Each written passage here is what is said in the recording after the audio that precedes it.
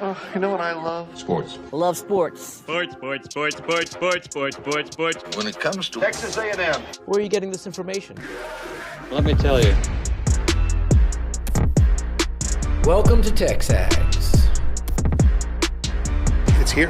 It's time. There's always a buzz in the air when you hit this moment. He is a guy that has gotten better and better and better. He's just got that dog in him.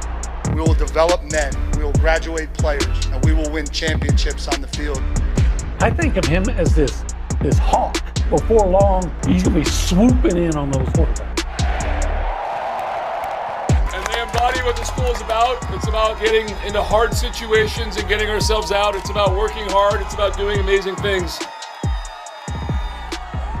And this is a real program. It's not fake. This is a real place. And if you want to be really good at football, this is a really good place to be. You know, if I'm betting on anybody, it's the Aggies.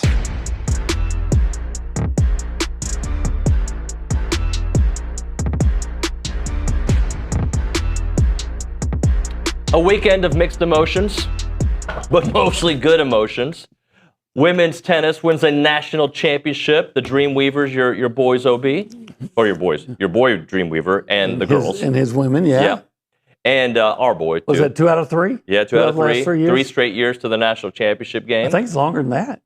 To the national championship game? Yeah. What is it? 5 straight Elite Eights, 4 maybe straight national championship? But anyway, they've been really successful. Yeah. The Dreamweaver and the crew, and also baseball. Huge series, right? In dramatic fashion. Sometimes frustrating fashion. But dramatic, we'll take it. All is well that ends well. And how about the Cotton Holdings Lone Star Showdown? And a big shout out to Pat Henry, men's and women's track and field, taking care of business there. You know, at least to finish higher than Texas and win the Lone Star Showdown. It was such a good weekend for Texas A&M sports. You just mentioned all that, and omitted the fact that A&M got a commitment. A huge commitment in football. From the best offensive tackle prospect in the country? In the country, yes. That's how good a weekend was. How many times would that be the first thing we'd be talking about? Yeah. But no. Mark Matthews. From Fort Lauderdale. So just another one of those Matthews boys. Just keep on adding. I don't think they're related. That being said, unfortunately, softball does not get past Arizona State. 2 straight years that they lose in their home regional. I'm a big Trisha Ford fan. Unfortunately, they got blanked. They saw some really good pitching, and their offense did sputter down the stretch. I didn't watch it as closely as, say, a Caden Agley or our young lady from San Antonio. Kayla Gaither. Yes. But it just struck me that they did not have the elite pitching. Last year, the pitching let them down, and I thought Trisha Ford made all the right decisions in that regional, but putting the right people up to pitch, and they just didn't get the job done. This year, I just don't think. I thought they had a heck of a batting order, but I thought the pitching was kind of, I don't want to say suspect, but it just wasn't national championship caliber, obviously. Darya Smotenikov, I hope I said that as closely as possible, nailed down the clinching point for A&M women's tennis. So I wanted to make sure that I got her props. So I think we got some video. There it is. Didn't they have a doubles team that beat an Auburn team, had only lost twice all year? And then A&M had struggled quite a bit recently in the doubles point. So props to them. They beat Georgia the day before. So, I mean, and Georgia, A&M and Georgia have a rich history the last few years. I say rich history, but the last few years has come down to both of them. I keep seeing that this is a national championship, and yet I keep thinking it's like a SEC Invitational. 1 year they're beating Georgia, 1 year Georgia beats them. Now they beat Auburn. Yeah. That's just life in the SEC, buddy. Yes. Yeah, we're all about those country club sports. Great video provided from A&M Women's Tennis Twitter account right there as they celebrate putting their name as the national champions. Absolutely deserve to. And celebrating. If you watch the original celebration, it was like they all celebrated like they knew they won, and they're like, wait, did we win? Like, is it official? Because, there were still things going on, and it made it official. Right. There were a lot of matches, I think, that were just stopped. So, okay, the whole thing's over. I guess it's like batting, not having to bat in the ninth when you have the lead, like the Aggies did on, that would have been Saturday. So I went on Friday and Saturday. What a great atmosphere. It felt like a regional. It was fun to watch them play because it's interesting when you go to the mean streets of social media and you go in reality, right? Reality is where I tend to live more. The kind of opinions you get. So as you know, I think you know this, I do some man on the street stuff after big series things. I have yet to find a mean person. Not one. I've asked for mean people. They're not around. At Bluebell, people are happy after a win. Yeah. At Bluebell, people are celebrating a win. Yeah, why would you not? Yeah. But on social media, I get like, yeah, but. Dude, just enjoy it. They got 18 wins. They were predicted to be 13th in the SEC. They're going to get a double bye. It's fun to watch this team. They're great. This team, Coach Earley talked about it after Saturday's win, but I think they lost, I wrote it down on my sheet, but 3 of game 1s of series in the SEC this year. And they ended up winning the next 2. 3 different times. Yeah. That wasn't so much of a surprise to me, just the way their rotation was set up, especially the last, because let's face it, that first game was always kind of a, maybe we'll score enough runs. Yeah.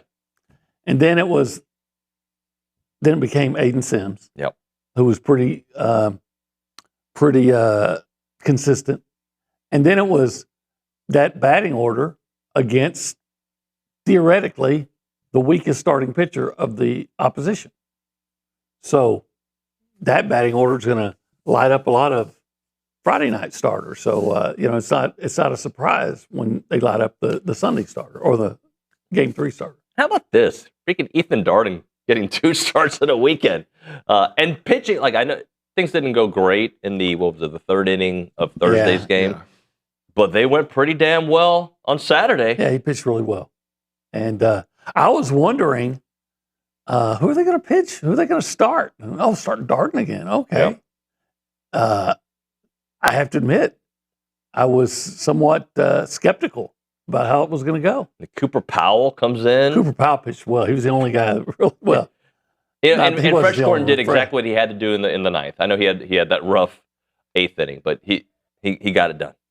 Yes, he did. He look, he got the win. A&M got the win. Then that was good enough. Bear Harrison that save the night before, the day before. Yeah, Bear Harrison just keeps playing good baseball. Chris Acopian. Sorrell. Yeah. Sorrell. What do you have, 9 RBIs over the weekend? Yeah, 6 RBIs in one game. How many times do you look at, how many times do you look at a box score and see a 6? And it's not at bat. A 6 anywhere. That's amazing. What does he have, about 18, 20? What's he have, about 22 home runs now? He has been the guy's cranking. Phenomenal. And that's despite going through a slump. He did go through a slump before the series. You're right about that. But they're going to get the double bye. They, I hope, get a top 8 national seed. Do you think that I'm no expert on it, right? But it would seem to me that they nailed down a top 8 seed. Yeah, I feel that way. I mean, well, let's think. How many wins they got? 37, 38 wins? They're 3rd in the SEC. They're 3rd in the SEC. With a series win over Texas. Over Texas. Got a series win over Mississippi State. 39 Florida. Wins. Thank you. 39 wins. 39 and 13. Some people. Do you have, Nick, by any chance, or maybe you can just read what D1 baseball's most recent top 8 national seeds, if you can find that online, or if Nygren can look that up. Those don't get updated till tomorrow. Okay. Their projections, so it would still be based on last week's results. Okay. So if it's still based on last week, I've read some things that do not guarantee A&M as a top 8 just yet. Mm-hmm. I would think that they're top 8, especially winning a series without their best pitcher. I keep hearing that the SEC is far and away the strongest conference in college baseball. Yep. I've seen nothing to tell me that that's not the case. And if you're 3rd in the SEC with a series win over the team that's 2nd, what are we doing here? What are we talking about? If the SEC baseball truly is the best conference by far, Then the third place team should. You would think. To me, that should be a no-brainer. Yeah, I agree with that. And I wonder how many those teams in the SEC will be in the tournament. So we've done. And how many did A&M beat in a series? We've done a few shows where they've played on a Thursday, lost on a Thursday. I don't know if it's been 2 that we've done that way. I think it's 2. Maybe it's been 3, but I think it's 2. And then the Friday show feels like a funeral for the baseball team. Okay, we've had a couple, like the Vanderbilt game, okay, they got demolished in that one. I think Mississippi State comes up as well. There might have been another one.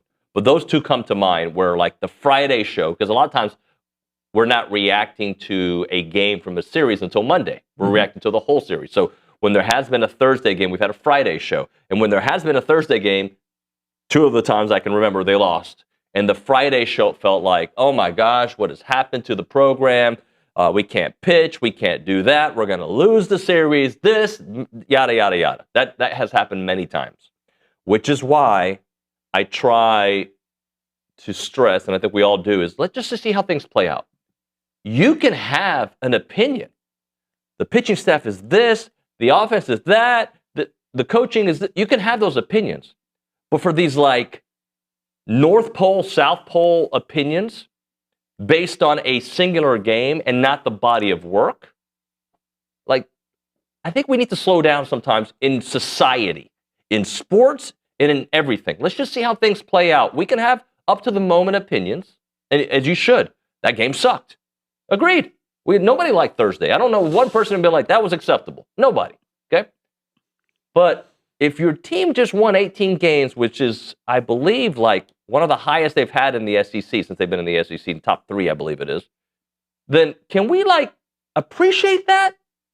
Can we appreciate the offense is that good, that Michael Earley's had the ability to recruit the right dudes to get this team, and they are battling injuries. Nobody likes that as an excuse. They hate the injuries excuse. It's not an excuse, but they are battling it. They're battling injuries. You got to navigate through that, and guess what? They just did. Right. I thought Earley did a really good job with his pitching staff, especially. You know, look, the first day, it just wasn't happening. Nobody was. You know, it was spaghetti and meatballs the first day. But then I thought he did a real good job bringing in the guys at the right time. And what Fresh Corn on Friday threw like 50 pitches plus. 3 innings, 2 hits, no runs, no walks, 5 strikeouts. And how many pitches? I think he threw 50, more than 50. Yeah, around there. And then he still brings him back the next day. And was he as sharp? No, but he was still good enough to get the win. I believe after the home run, though, he was extremely sharp. You know, like. Right. Took him a little while to get going. But, you know, he brought in the guys that did the job when they needed to. Maybe not in the way we would like it to happen. God knows I love 52 pitches on Friday. Okay. Lord knows I love the 1, 2, 3 innings. Don't get enough of them. But they did what they had to do to win. And that's an impressive, very impressive series win.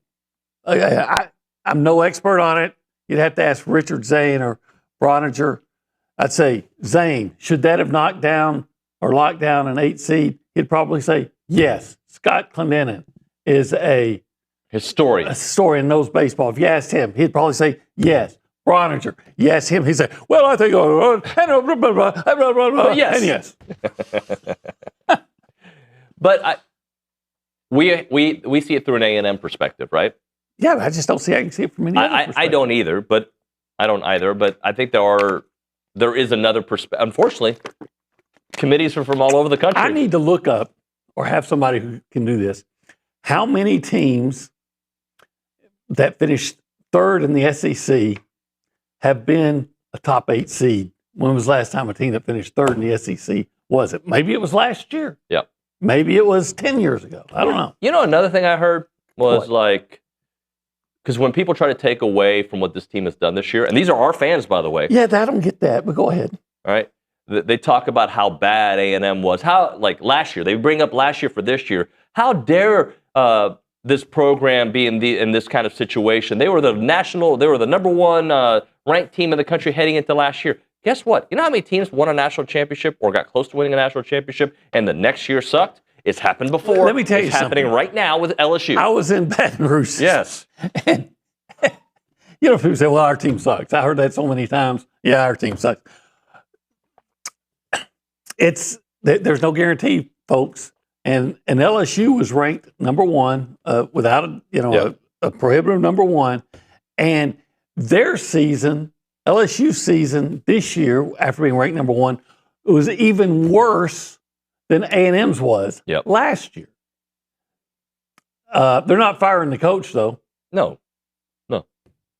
And they shouldn't. Yeah, well, not with those 2 national championships, right? But that's the point. Pretty good resume. I mean, if it can happen to LSU, it can happen to anybody. Yeah. Hey, this is... and it's happening to LSU. Go ahead. This is a good laugh. Do it again. This is TexAgs Live. It is TexAgs Live. Thank you for agreeing. It's brought to you by David Gardner Jewelers. We're in the Rollo Insurance Studio. Yeah, Jason, Jackson, Keith, Morgan, the boys. The boys, the women, the men, girls. all of them, family. And let's see, this is the Go Hour. Brought to you by The Warehouse at CC Creations. And a lot of times we sit over there. We call that the holistic planning. Cool zone, but the cool zone travels because nothing cooler than making money no matter where no matter where you are. I think you said underwear. No, well, that too. But no matter where you are, the holistic planning is making money for you. Yeah, that it is. And if you want to be a part of the conversation, you can call us up on the Buppy's Catering and Bartending hotline, 979-693-1150. You can text that number and we'll change the name. Do you know the name of that? Yeah, we're going to call it the Catalyst Pure Performance Energy Text Line, PPE. 979-693-1150. We go around the room. We go left to right. We go behind the glass. We say hi to the Director of the Year, Nick Savage. Nick, good morning, buddy. Howdy, good morning, y'all. What's up? Well, y'all briefly mentioned it, but I got a quick question for y'all. Do you like 5 stars? Let's see, 5, 4. Yeah, carry the 2. Yeah, I love 5 You like stars. 5 stars? Okay, yeah. Well, A&M got another one in their class. Y'all mentioned it, like I said, Mark Matthews out of Fort Lauderdale, Florida. 5-star. Several outlets have him as the number 1 overall tackle prospect in the country. He's a beast. He's very athletic, 6'6". We'll watch the tape here for a minute, but that brings the total amount of commitments for Mike Elko in this class up to 14, building on that number 1 class. And according to our rating system, the average prospect in this class rates out of 100 as a 94.5. I'll take that all day. I'll take it too. Now, I saw a lot on social media. Yeah, but what does that mean? I've seen the Aggies get these 5-star linemen before. It means getting 4 drafted in the NFL. That's what it means. That's what we just saw. That's what it means. Yeah, when was the last time A&M had a 5-star offensive lineman? Kenny Green? Who was the first-round draft choice? Yeah. 5-star. Because I don't think everybody's going to refer back to that 2022 class. And there was no 5-star offense. Lamont Rogers. Yeah. And that's a TBA, right? Yeah. Or a TBD. TBD. But it's TBA, trending. TBD. It's trending in the right direction. Yeah. So, hey, but we want them all. You know, it's interesting though. Like people. I feel like I'm talking a lot about people today. People look at what happened in 22 and mean that's going to happen every time A&M has a good recruiting class. Like, why? Different people are in charge. Different system. Different players. I just, I don't know if they're going to finish with the number 1 class. I don't care. Just give me good players. But I wonder how guys like Brady Quinn are going to try to spend this one. Remember it was they spent $30 million on their class. Well, okay, because who goes to A&M? Even though if you're educated on it, A&M, it's not uncommon for A&M to have top 10 classes. And by the way, doesn't everybody pay? Well, now, and A&M didn't pay $30 Well, million. that's why. Well, A&M must have paid more. I don't know if that's the case. Well, if it is, then hey, great job, Aggies, for getting it done. Thank you, big money Ags. Why do we celebrate when Indiana or Ohio? It's funny how I'm saying Indiana's the top team, but Indiana, Ohio State, Texas, USC, when they spend the money, but when A&M does it, like because there is a caste system in college sports, and even the national media buys into it. Yeah, and they have the teams that they like and support, and they have teams that they think should always be just fodder for the blue bloods to step over. Yeah, and they don't put A&M in that caste yet. It's like A&M's new money, and they don't, they don't like new money. Well, you're not supposed to live in our neighborhood. Let's go talk to Young Money over here at the Angry Elephant News and Social Center. How are you? Good. How are you? Reese Nygren at the Angry Elephant News and Social Center. Did you listen to Drake's new album? Which one? Oh yeah, he's got 3 this weekend. There right? were 3 of them. Yeah, an R&B album, a kind of a dance album, right? Yeah. And a party album. Yeah, they all had different vibes to them, and somehow they were all Iceman. They weren't. Good. I haven't listened. They weren't the best thing he's ever produced, but they weren't the Reese worst. Nygren, noted hip hop expert. Are you big in the community? Do you go to the meetings? I go to some of the meetings. I frequent. I frequent the hip hop meetings. OB, did you stop paying attention? No, I don't even. What did are we talking about the band from that university in Des Moines? Did they release an album? Was Drake? Oh no, they did not release one. No. Was there like a bunch of male ducks just go as a whack, Affleck? What do you have for us? So obviously y'all talked about a whole lot of sports to open up the Go Hour, but women's golf, I'm sure y'all touched on it on Friday. They advanced out of the Waco Regional, and they are moving on to the NCAA Championship in Carlsbad, California. That will begin on Friday. But today, the Texas A&M men's golf team begins their postseason run. They host the Bryan College Station Regional that begins today at Tradition Golf Club, even though they are the 5 seed in the regional that also includes Texas and Tennessee. Mm-hmm. Yeah. Let's just get another national championship. Yeah, we like those. Have we had one every year I've been here? I don't know. You tell I'm me. trying to think. I mean, this is probably bad to do on radio. So I feel like we've had a lot. This year we had volleyball and women's tennis. Last year was track. The year before that, women's tennis. Women's tennis. And the year before that, it's probably not. Okay, yeah. So we'll just pretend then once I got going, I got my first mile in, then we started winning national championships. There we go. You're like football's next. You're like Clayton Freshcorn on and Ethan Saturday. Darden. I may have had a rough first year. We may have gotten 8-4 and got a bunch of quarterbacks hurt, but by year 3, we were 5-7. Sorry, by year 4, we were great. Anyway. And then another tidbit on tennis, Luciana Perez became the first A&M player to have an undefeated season, going 28-0. She was amazing. She was awesome. And in the doubles point as well. Yeah. Let's get one more. And then track and field, y'all touched on just about everything here in the Go Hour. Track and field, the men's team at the SEC Championships finished 4th in the SEC, while the women's team secured a 6th place finish. Pat Henry's program will now turn their attention to the NCAA tournament, which begins on May 27th. Excellent stuff. We'll catch up with hopefully Coach Henry this week and chat about all that. They deserve a lot of props. And I didn't realize this. Somewhere I saw it. The track and field team and the cross-country team ended up giving Texas A&M 6 of their almost 12 points in the Lone Star Showdown. So, fast people were fast. I saw some folks over in Austin I assume they're in Austin, trying to diminish that, and then other on Twitter, and then the answer, Aggies were answering by putting what do you call it? Is it a GIF or meme? I don't know. Where guys talk about, A&M, why are we even doing this? A&M will never beat. Hey, whatever makes you feel better. Like it's fun to see the back and forth. Yeah, the back and forth among the. So I got to tell you, with Bronny did one day of the Go Hour, and I listened. We had Zane do one day of the Go Hour. Yeah, I missed that one. Yeah.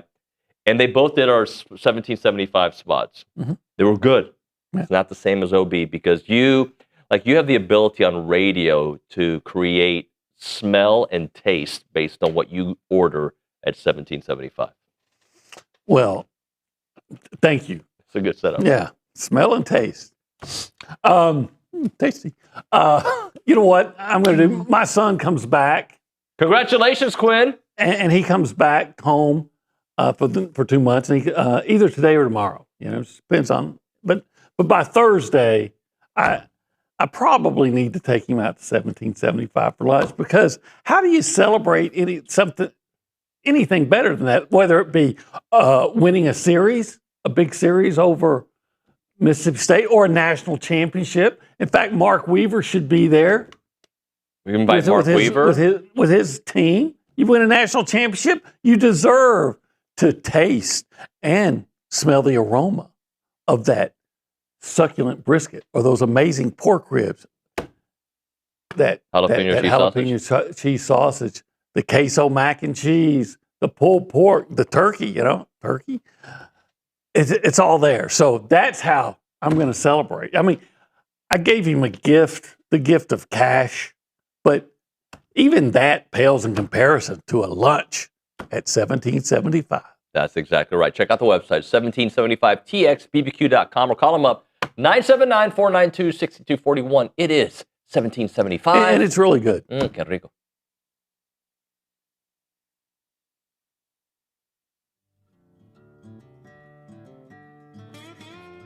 Hey everyone, David Nuño here of TexAgs Live. I want to introduce you to the team at Holistic Planning. Got Jason Barber here, Taylor Pankratz, and also Paul Meredith. Jason, I want to start off with you. What really sets Holistic Planning apart from the others?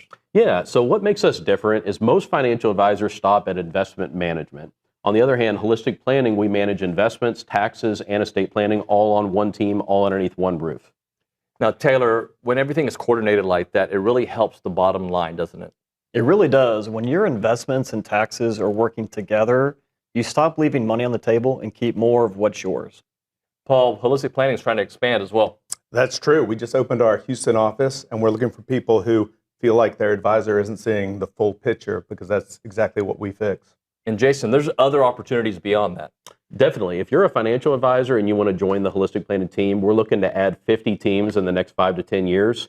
So check out holisticplanning.com/advisors. All right, so if you want a team that actually coordinates everything, go to holisticplanning.com. Aggies, this one is worth it.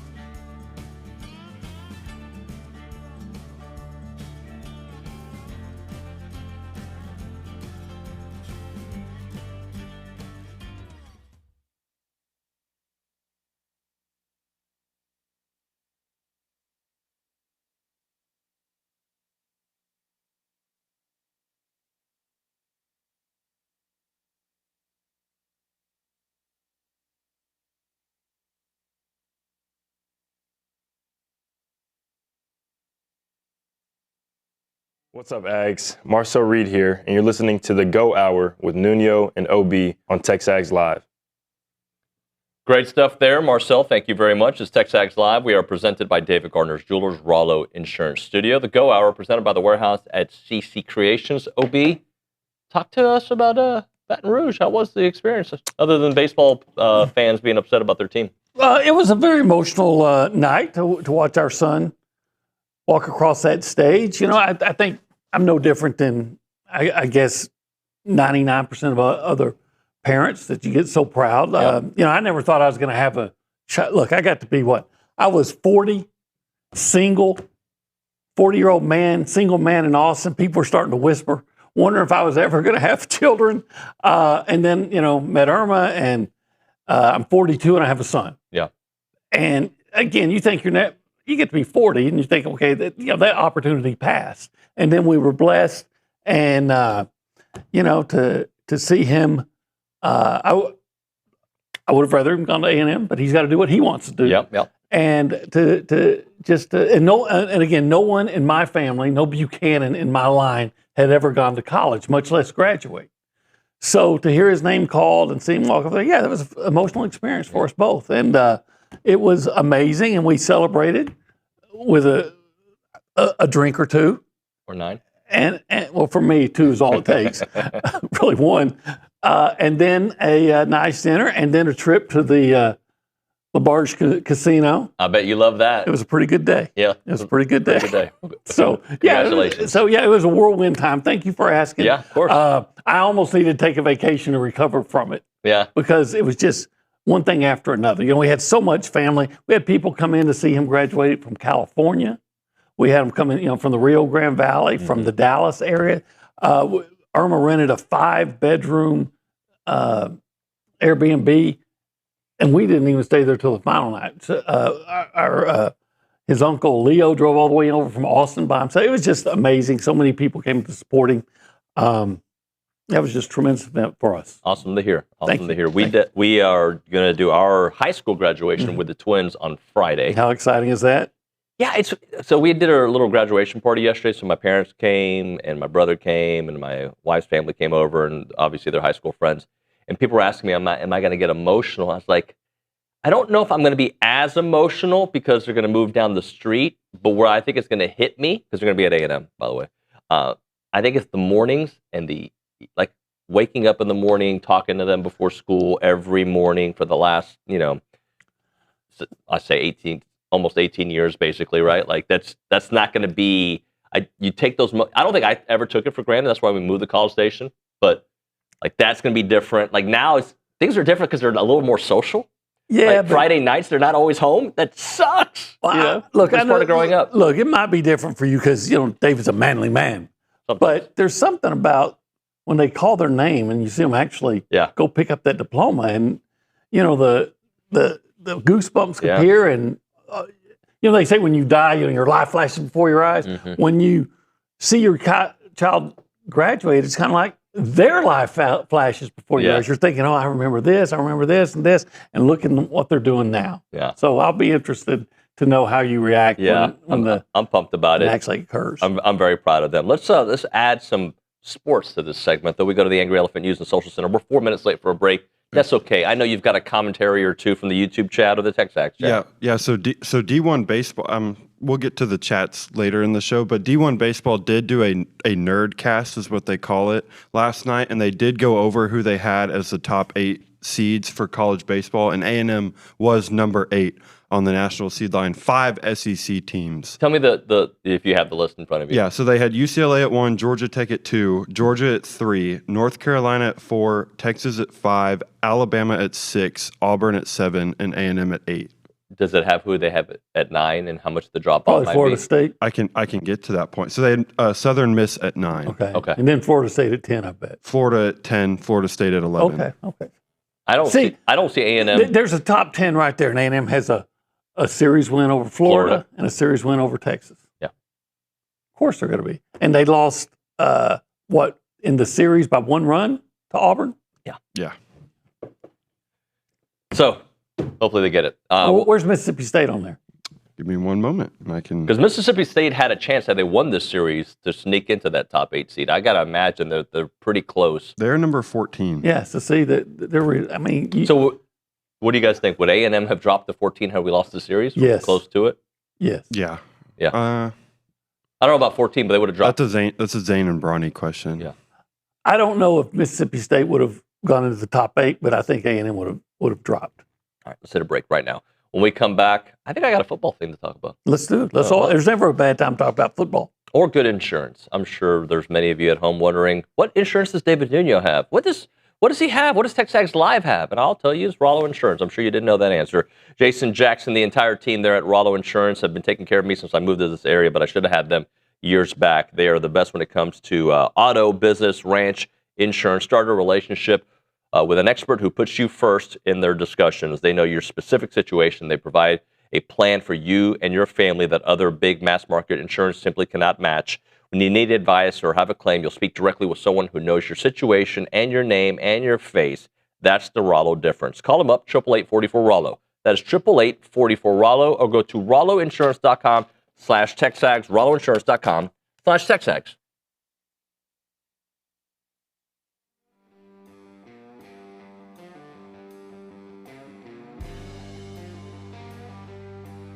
Hey everyone, David Nuño of TexAgs Live, and I'm here with Brandon Moreau of Brazos Valley Floor and Design. They're a family-owned business, and Brandon used to work for the A&M football team, the Texans, you name it. Brandon, tell us a little bit about Brazos Valley Floor and Design.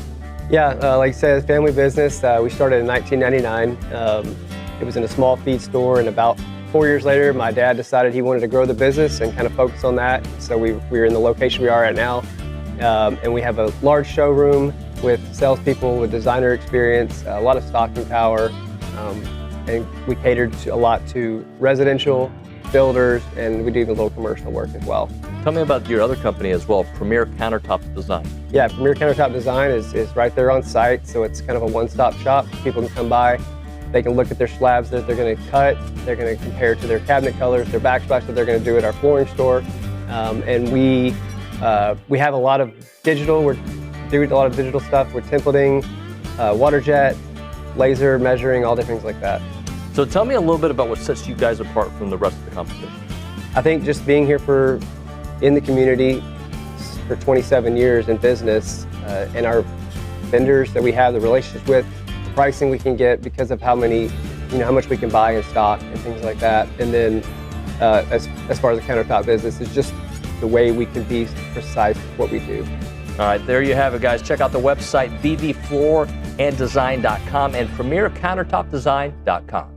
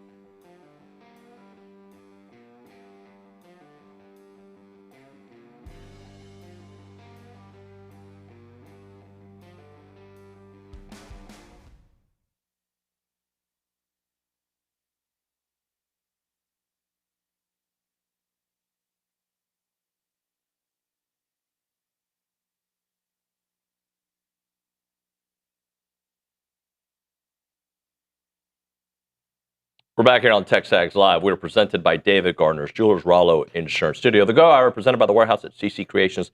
Got a football topic I want to get to, but I do want to give a shout out to Chris Hakopian's dad, Derek Hakopian. Okay.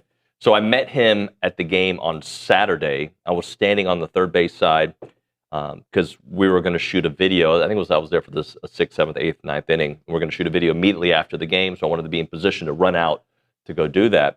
And I didn't have a great view, and where I was standing, the attendant told me, "Hey, can you move around?" So this gentleman made a spot for me. He goes, "Hey, just sit here, just stand here." He goes, "You're in the media," and we started talking, and it was Chris's dad. Couldn't have been a nicer guy. We chatted for quite a bit, and it was just cool to hear their story about coming from Maryland to Texas A&M and how this community has embraced them and how much they've loved it in their one season here, even though Chris has had some scares this year. You know, he got hit in the face. He's had some injury situations, but he's been a dog out there. This guy, by the way, Derek Hakopian, older than me, looks younger, more fit, stronger. The guy is a beast, and the whole family plays baseball. He's a baseball guy. It was an awesome family. So the ballpark, it does lend itself for conversation, which is nice. I think sometimes football, it's so loud. Mm-hmm. It was loud there, but yeah, you can chat a little bit at Bluebell.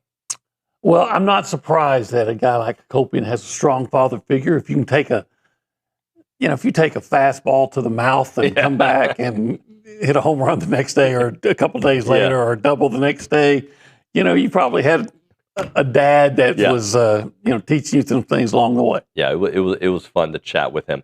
Anyway, let's move to some football. Josh Pate, our buddy. Yeah. And he's right when he can says take a this. fastball to the mouth and come back. He says this, and I think he's right.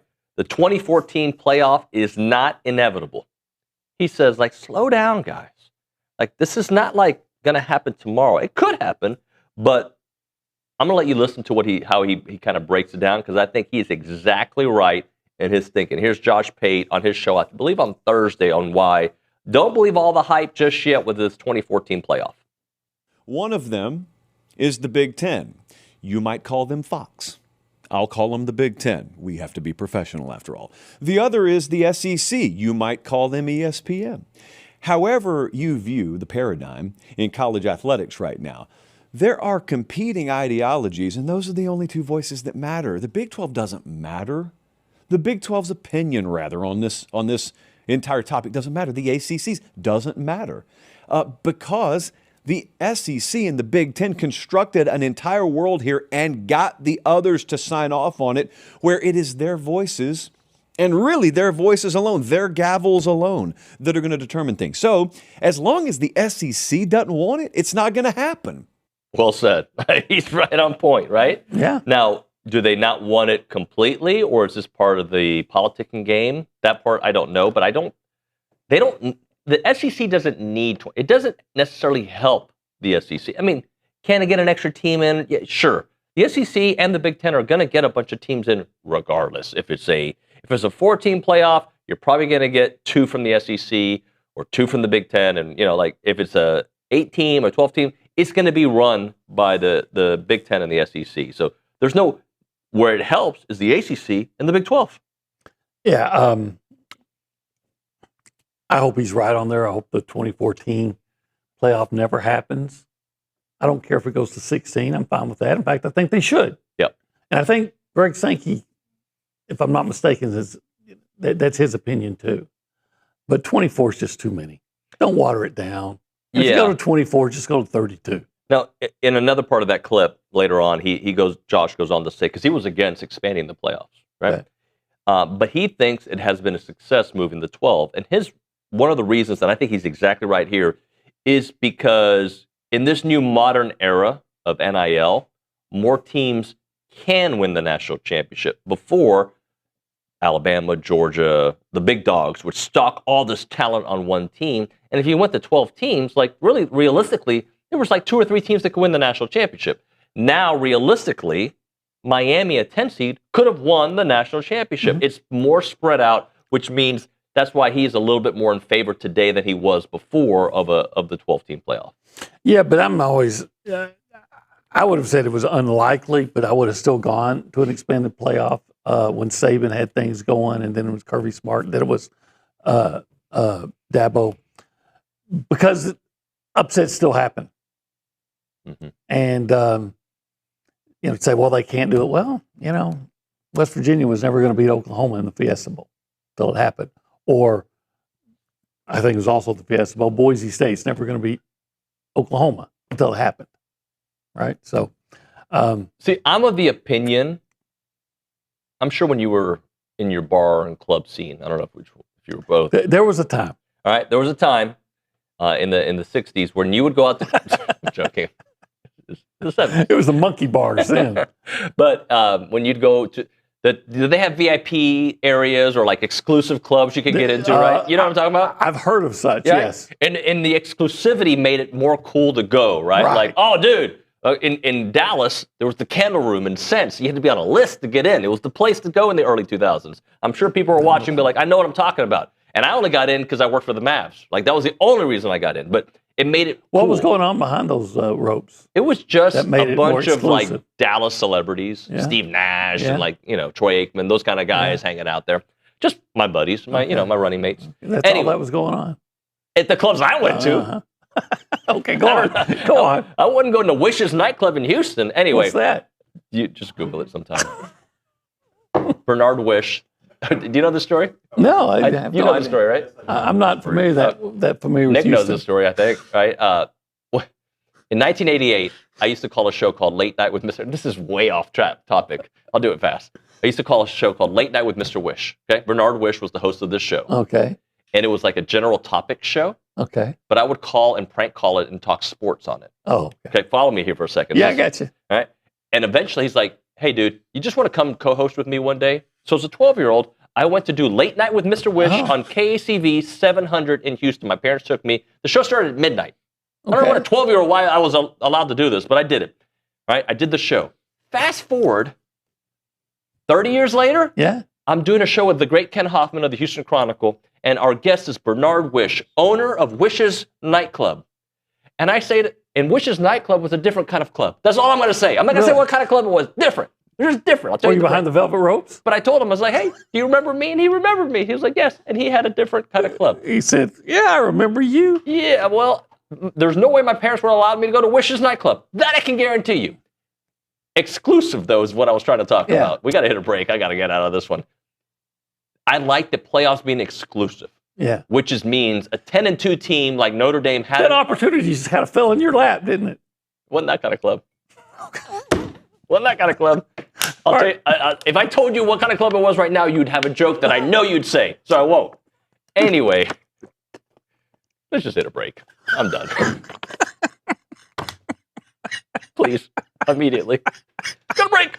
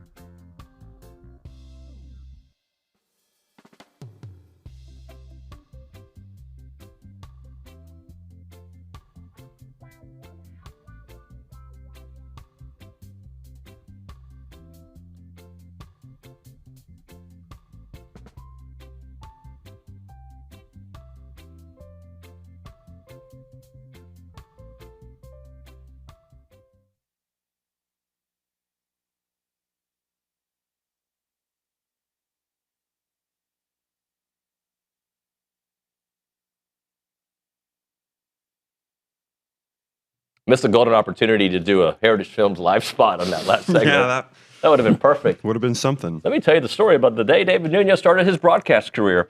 All right, I wish for more content, so we go to the Angry Elephant News and Social Center. Reese Nygren, let's close out the segment with a little bit of class, shall we? A little bit of class. Yeah.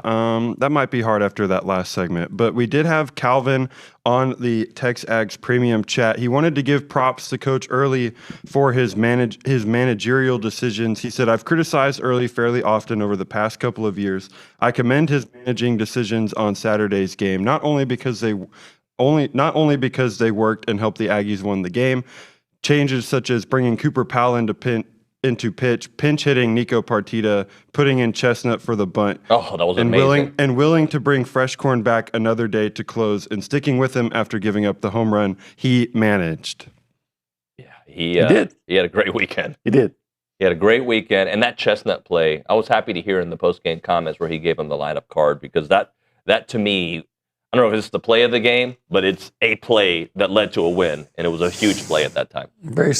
It just goes to show that you can make contributions and key contributions, and not necessarily in spectacular fashion. You don't have to hit a home run all the time to help you win a game. Just come in and execute a bunt.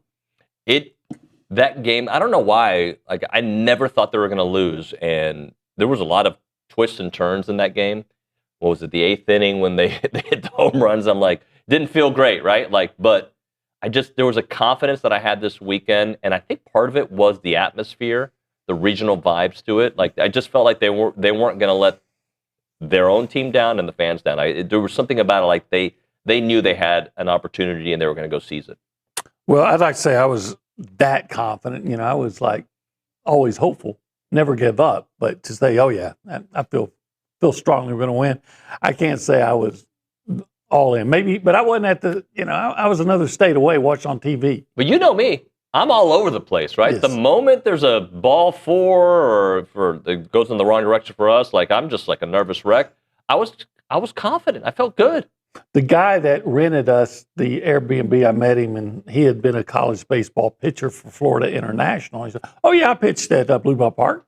I said, "Really?" He said, "Yeah, I didn't have a good day." He said, "But it was a better day than one of my teammates who had a long mustache. They gave him a hard time about it, and then he got the ball 5. And when he left the game after walking several, he said the crowd chanted MVP at him." Oh wow, that's great. That's great. Just goes to show how the fans at Blue Bell Park are. How their reputation has spread and what a great atmosphere it is. Fantastic atmosphere. And now we wait till Friday. Got a couple games to wait to see who A&M's going to play. But bet it's Auburn. They need the rest. And, I wouldn't mind a win or two.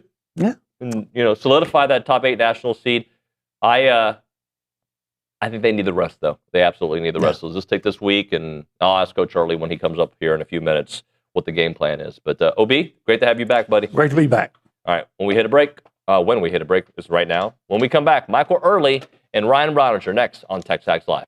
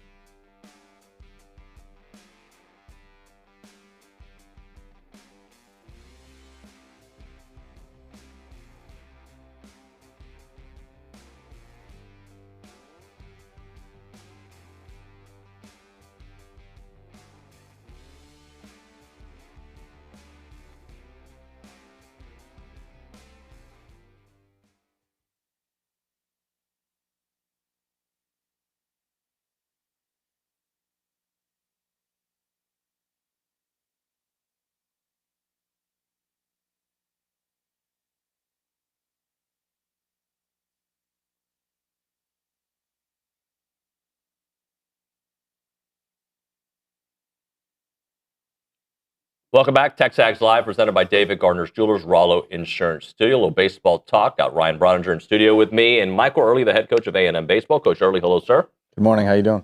So what I'm about to start this show with, or this segment with, is something we've talked about many times. This team finds a way. You guys, all season long, when it feels like things are going in one direction, you guys have a left hook, a counter, the grit all season long, and this Mississippi State series, another example of why.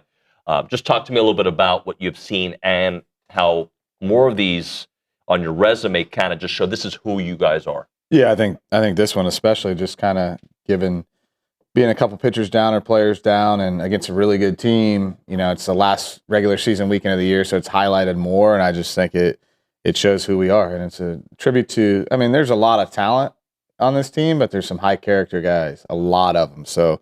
Yeah, I mean, I can't say enough good things about that. Those, all the games really. Like those guys played their tails off. I know we got beat in game 1, but guys played hard, played tough, and we executed at a high level when we needed to. There's some situations that kind of took us out of the game a little bit, but when it needed to get done, we got it done, and it was probably one of the better team wins I've ever been a part of on Saturday. You've had to make a lot of really tough in-game decisions this year. So I want to get into the specifics of the Mississippi State series in just a second. But you and I have talked about just your personal feel for the game and like how maybe in year 1 you didn't fire. Like you saw it, your gut told you to do something, and you had some trepidation about making the decision. This year, you've been a lot more decisive, and I think it all came out they all came to the forefront this weekend. When did you start feeling like, okay, like I know what I'm looking at here. I've just got to go with what my gut's telling me. There's a part of it too. There's a comfort level with the personnel, right? Mm-hmm. Like, I think there's definitely more depth and guys that can do some different things. So it allows you to have more confidence in that instead of not knowing. So I think it's the players has given me the confidence in them. So it makes the moves easy, right? So that part has been really, really good. The other part too is like I probably don't talk about this guy enough, or maybe I've never mentioned him, but if you always see this guy either to my right or my left, Tanner Carlson is a guy. I needed to hire someone to be like my guy, right? Like to help take things off my plate. And he's right there with me in the game, and he really knows how I think. So he'll have guys ready. He'll do those things that I don't need to say, hey, Chestnut, go get loose, or this, that. Like he's already doing it for me. So I'm just able to kind of focus on the game, and Tanner's been huge for me because he just kind of handles all those behind the scene things. So I'm not walking back and forth trying to do stuff like that. So I think it's a lot of it. I think the biggest thing is like our players are playing well and executing. So when players execute it, moves look like the right moves. That's 1,000% true. You can do it like every decision as a coach to put your team in the best position to win. And then it comes down to do the guys execute in that and baseball's moment. hard, right? Yeah, it's for not sure. Yeah. Like you put in a guy to pinch hit, just because he gets out doesn't mean it was a bad move and he didn't execute. It's like, no, hitting's hard. You give yourself the best odds you feel like in the situation, and then sometimes you could hit it 110 right at a guy and it didn't work. So let's go back. The first big decision you guys had to make on Saturday was who was going to start on the mound. And you go back to Ethan Darden, and he rewards you with his best outing in an A&M uniform. What were those conversations like after you won on Friday night? When did y'all decide it was going to be Ethan? We always kind of sat in the coach's locker room and we were talking about it. I'm like, it's obvious who it is. It's Darden. It's just you wouldn't hesitate unless he had just started 2 days ago. But he threw 31 pitches. So it was pretty easy. Like we wanted him to get the ball again. I think get him on the mound again, another start. It's just pretty unique that he'd already pitched. But yeah, we kind of mapped it out. We mapped both games out really how we wanted to. The one where we got a little short on was and then Cooper Powell came in and saved the day. I mean, that was big time. Okay, so there's your next decision, especially on the mound. You go to Cooper Powell, who stuff-wise, yes, consistency, we don't know.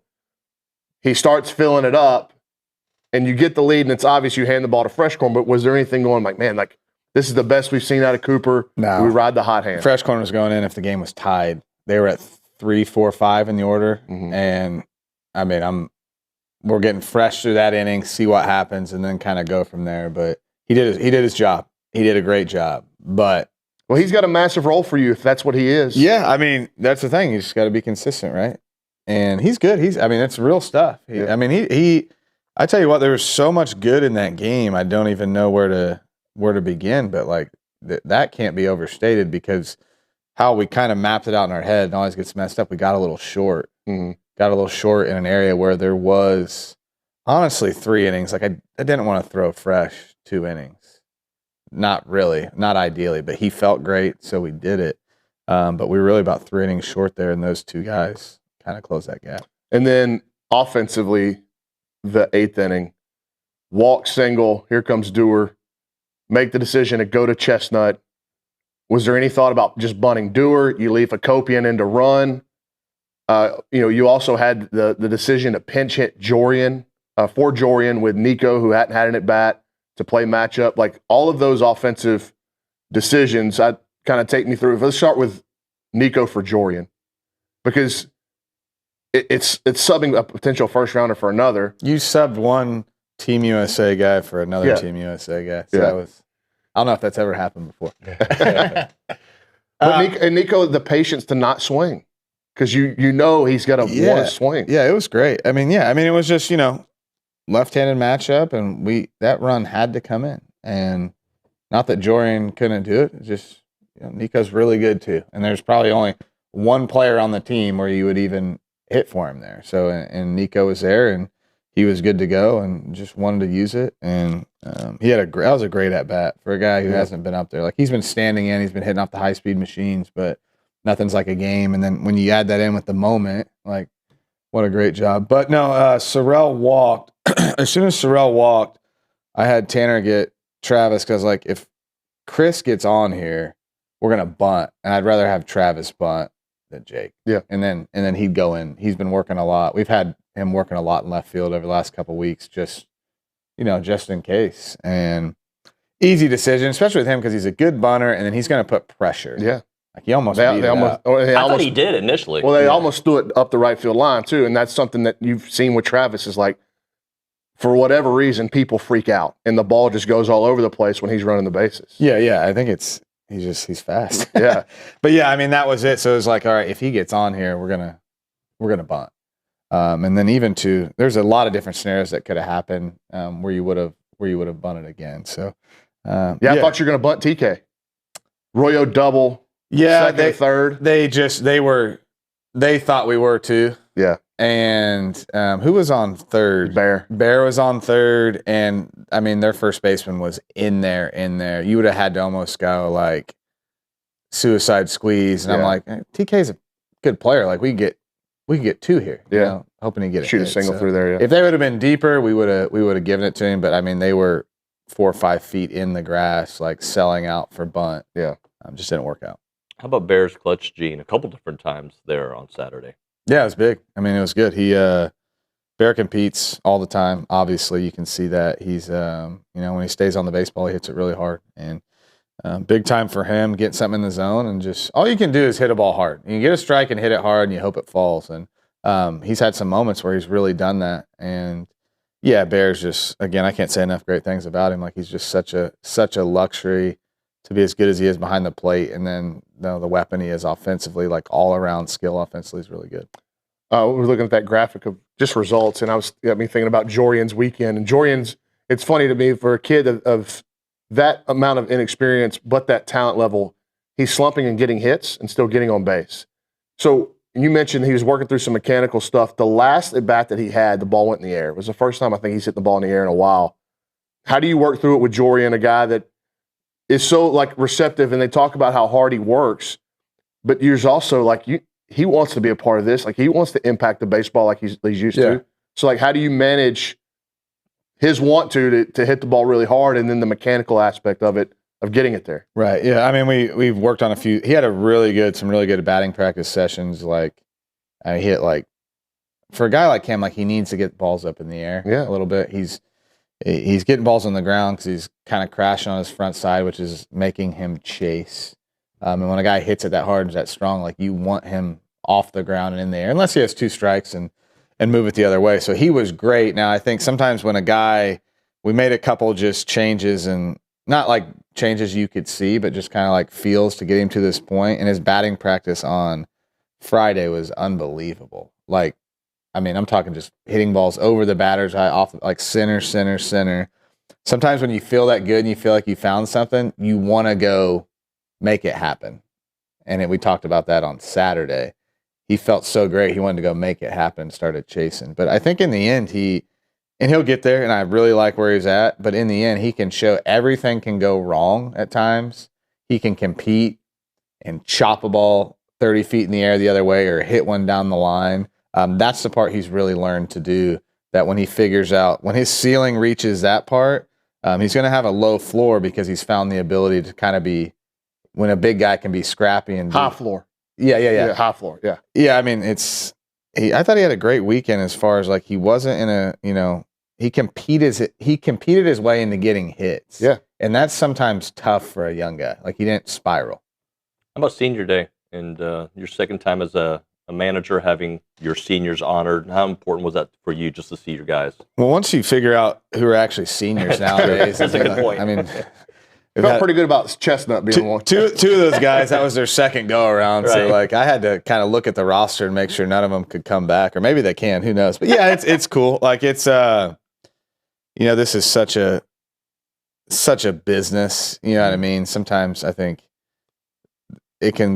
people can lose sight of like, the importance of this to the individual player, and we don't ever want that to get lost. Like it's cool to see those guys out there. Like they love playing. And it's the thing about when you come to A&M, like I say it all the time, like you come for two reasons. You either come because you're an Aggie and you want to come, or you come because you want to be on the baseball team. But in the end, they all meet at some point and everyone loves being here. You know what I'm saying? Everyone loves being here. So I thought it was really cool for them. They did a nice job on their plaques, and yeah, man, it's tough, right? It's a little emotional for them.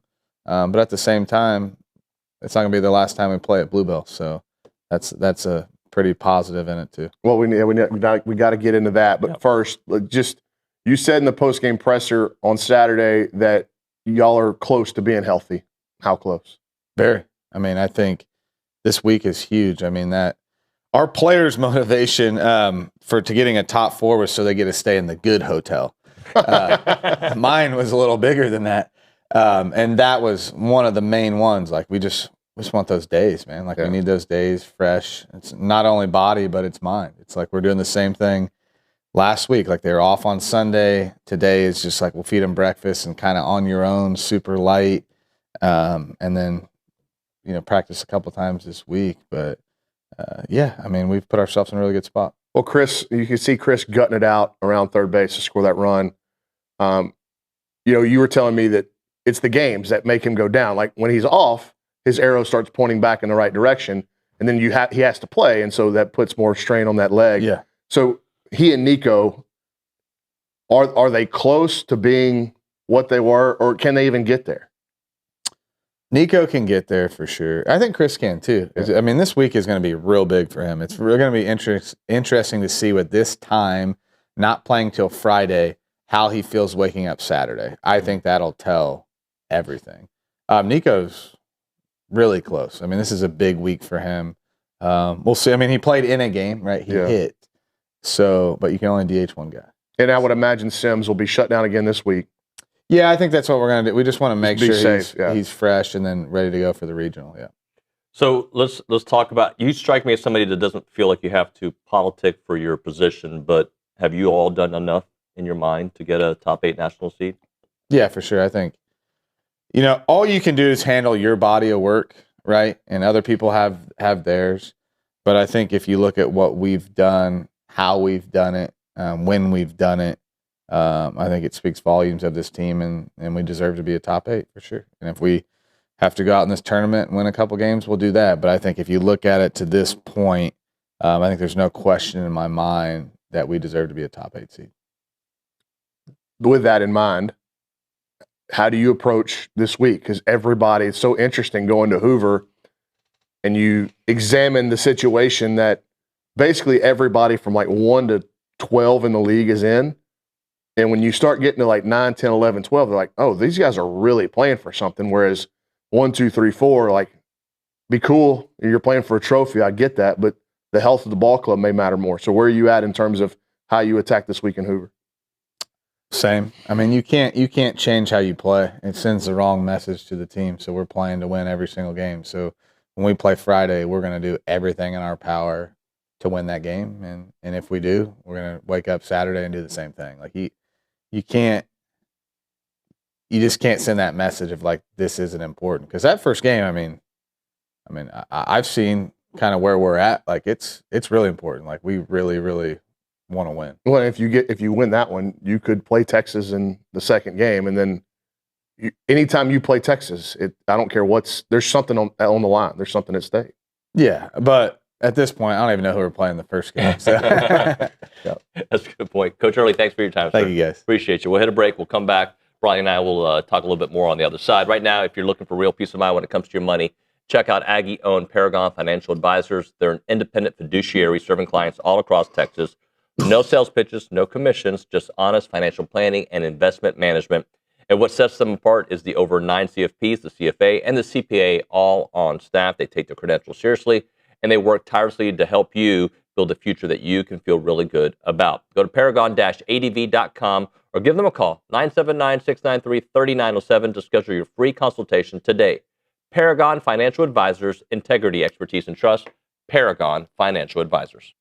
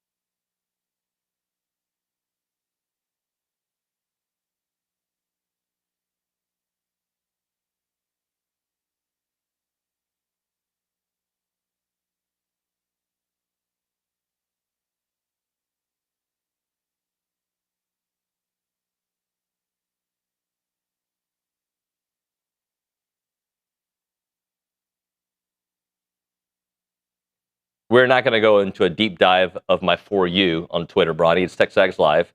We are presented by David Gardner's Jewelers, Rollo Insurance Studio. Talking a little more baseball. You have a look of disgust on your face. The stuff, you are truly a unique human being.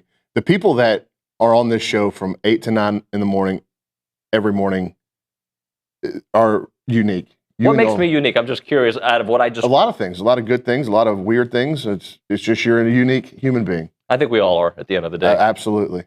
And what a unique weekend. Actually, not a unique weekend because we've seen this team do this. Lose the first game of a series and battle back a couple different times. I don't know if you heard of the Go Hour, but at one point I was like, I have seen people bury this team on a Friday morning when we've done a show, and only to see this team win a series against Vanderbilt, against Florida, and now Mississippi State. Yeah, and I thought this weekend was the epitome of team and grit, toughness, all those words that Aggies like to associate with anyone wearing the ring or anyone wearing the jersey. Those qualities and attributes of human beings were on display through the baseball team this weekend, and none more so than on Saturday when Bear Harrison played hero. But it was about the collective, and you look at how many of the position players impacted the game, and Cooper Powell out of nowhere with one of the pitching performances of the season, given the circumstance and given what he had been, up to that point in the year. Those were enormous 2 innings. And Clayton Freshcorn, who hasn't really gotten touched up, gets touched up in the 8th, and the offense responds. And then he comes back and responds with better stuff in the final inning on Saturday than he had the previous inning or the previous appearance on Friday. It was just remarkable, man. And this team has shown a tremendous amount of resilience, and you have to, in my opinion, give credit to the leadership on the coaching staff for sure. What Michael Earley has done, he will not win SEC Coach of the Year. Why not? Wes Johnson will win it. Okay. Wes Johnson, they were preseason picked 8th or 9th. They won the league by 3.5 games. That is a remarkable season. When you look at where Georgia went and who they got series wins over, away from their home ballpark, they went to some of the toughest places to play in the country and won every series. Yeah. So Wes Johnson is fully deserving of being the SEC Coach of the Year. Michael Earley has a legitimate argument, though. Like, I would expect Wes Johnson to run away with it. But if he doesn't, it should be Michael Earley. And that's the end of the conversation. It's either the guy in Athens or it's the guy across the street here in College Station. For what he did to not only obviously bounce back from last season, which you and Olin made a really good point about. What A&M did last year was disappointing, but what LSU did this year was even more disappointing. And it can happen to anybody. And preseason number 1 is not some throne that you get to sit on, permanently.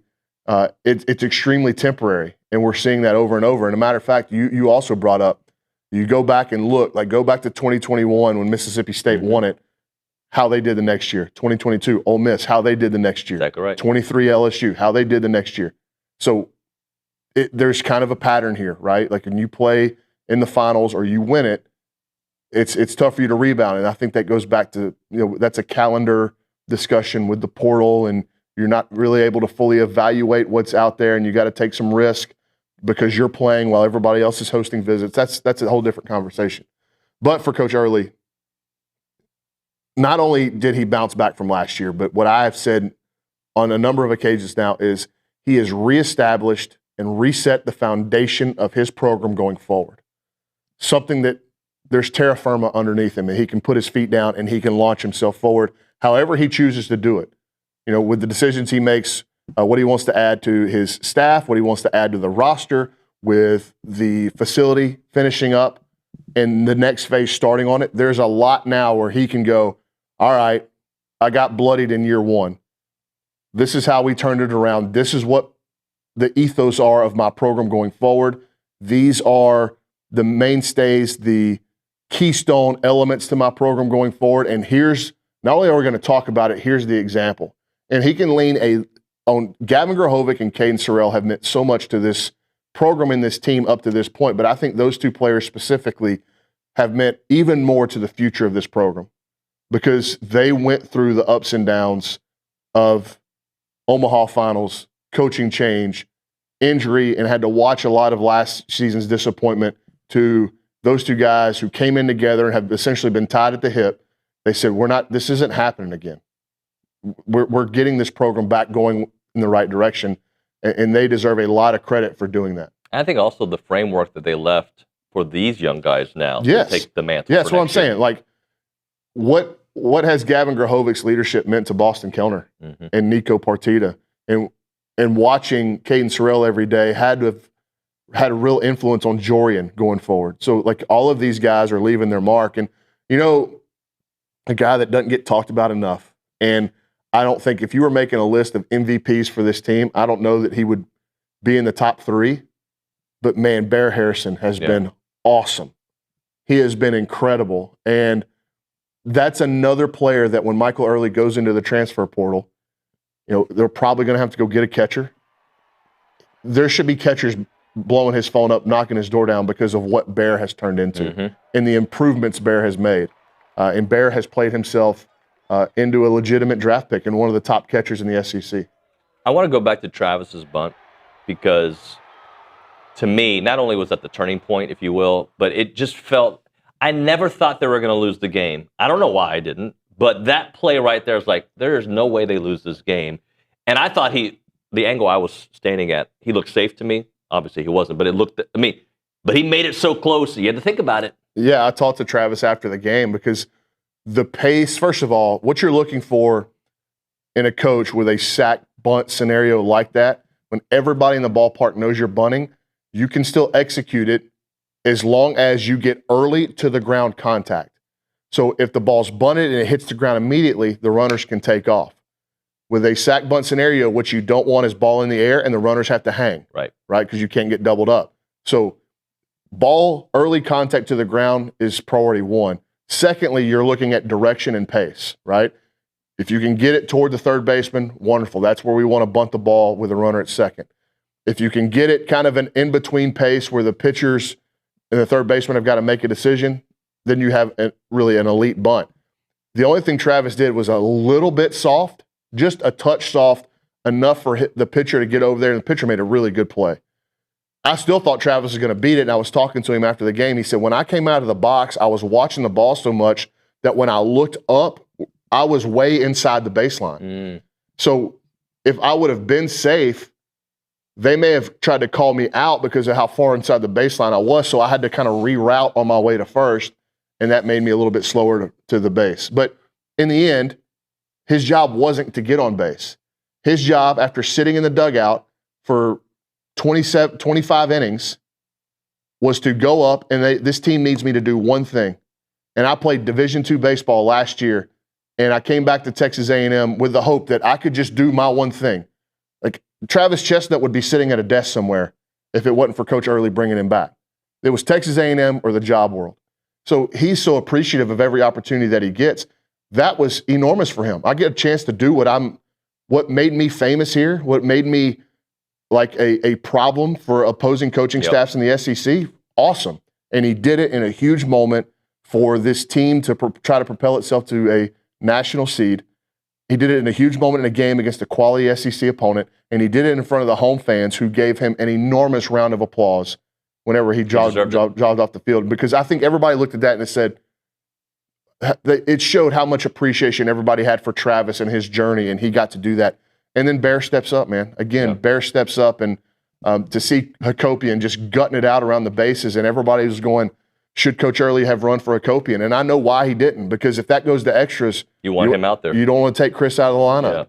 And maybe if it was the bottom of the 9th and that's the winning run, but it was the 8th and it's the go-ahead run, and we just don't know what's going to happen going forward, we're going to leave him out there.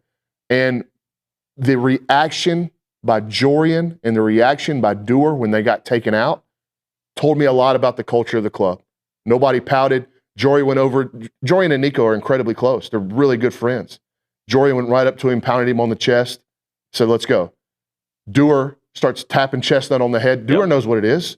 Dewar knows that Dewar's an old guy. He knows that Chestnut's a better bunter than him. He knows that this is for the team. It's the right play. He doesn't need to be in the game right now. And then you put a defender in left field that runs better than him. And just so happens the final out is lined right at Travis Chestnut. And so the whole thing, man, like Richard and I talked in the post game. You can talk about individuals, especially in that game on Saturday, and Bear and Fresh Corn and Powell, but it does the collective a disservice when you start talking about those individuals. And to me, whenever you have such a team win like that, you start pointing to the head man and going, he's got it right. Last thing for you. He seemed kind of optimistic that they're close to getting healthy. It was nice to hear his tone there. It was, first of all, the fact that it sounds like Aiden Sims will pitch again this year, I think is pretty big news. Now, what I would question is, okay, if he comes back, is it full go? Or is he still kind of on a limited pitch count, as he deals with whatever? Because when you deal with tightness, and he's never said elbow tightness, but tightness is either going to be like forearm, ligament, lower back, oblique, whatever that is, when you're dealing with it, you're kind of always on a hair trigger about it, might start acting up again. So what does Aiden Sims look like when he comes back? The way he spoke made me think that Chris is probably still a good ways away from being fully back healthy Chris, but he's gutting it out and he's at least giving you something at the plate. He's actually been swinging the bat really well. And then he was the most optimistic on Nico. And it sounds like Nico may want to play this week, but we'll see if they try to play. Yeah. Okay. Ronnie, great stuff, man. Thank you very much. Let's talk a little bit about Heritage Films. Agricultural families understand something that city folks often miss, that life moves in seasons and each one matters. And Heritage Films is here to tell all the seasons of your life through a documentary film. So if you've got grandfather, father, mother, uncle that you want to tell their story, let Chance and his team do that. Also, if you've got a family business that has a cool story, all stories, everybody's stories, got a genesis point, right? Let Heritage Films do that. Family Ranch, same thing. You want those who are going to inherit that land to understand that the foundation that was built for them to continue that in memory. So what you need to do is check out yourheritagefilm.com, learn all about his documentary films. We're talking about 2-hour documentaries for your family business, your family ranch. Or you can call Chance McClain up at 713-893-8341, 713-893-8341. It's Heritage Films.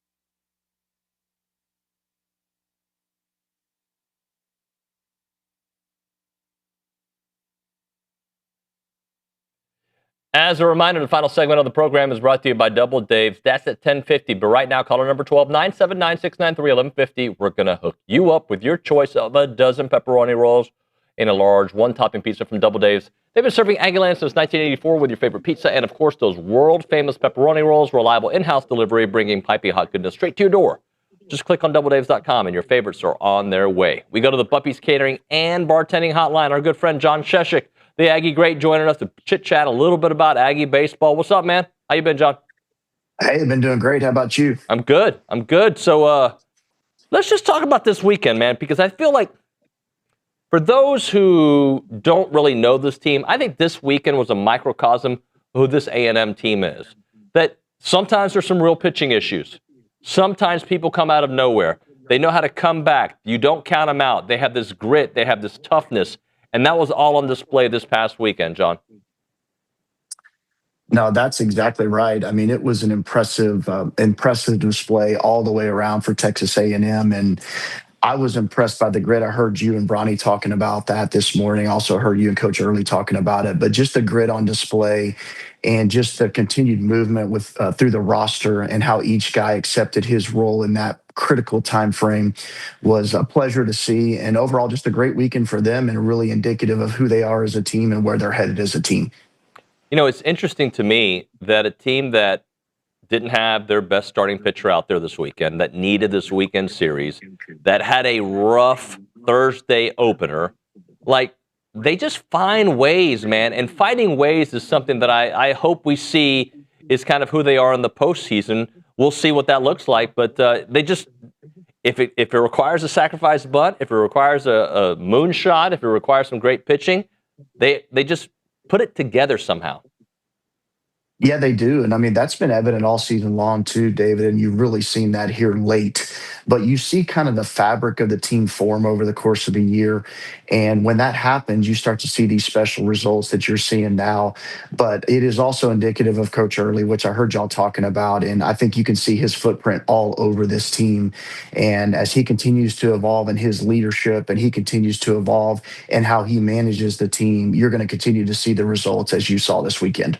Yeah, and let's talk about Ethan Darden, because doesn't have a great Thursday, has a great Saturday. I don't know, man. Like, have you been on a team where a pitcher got 2 starts over a weekend? Like, I'm sure it's happened, but I don't remember it. No, I haven't seen that. That was impressive. And yeah, I heard Mike talking about he was the guy, and they had that conversation in the coach's room.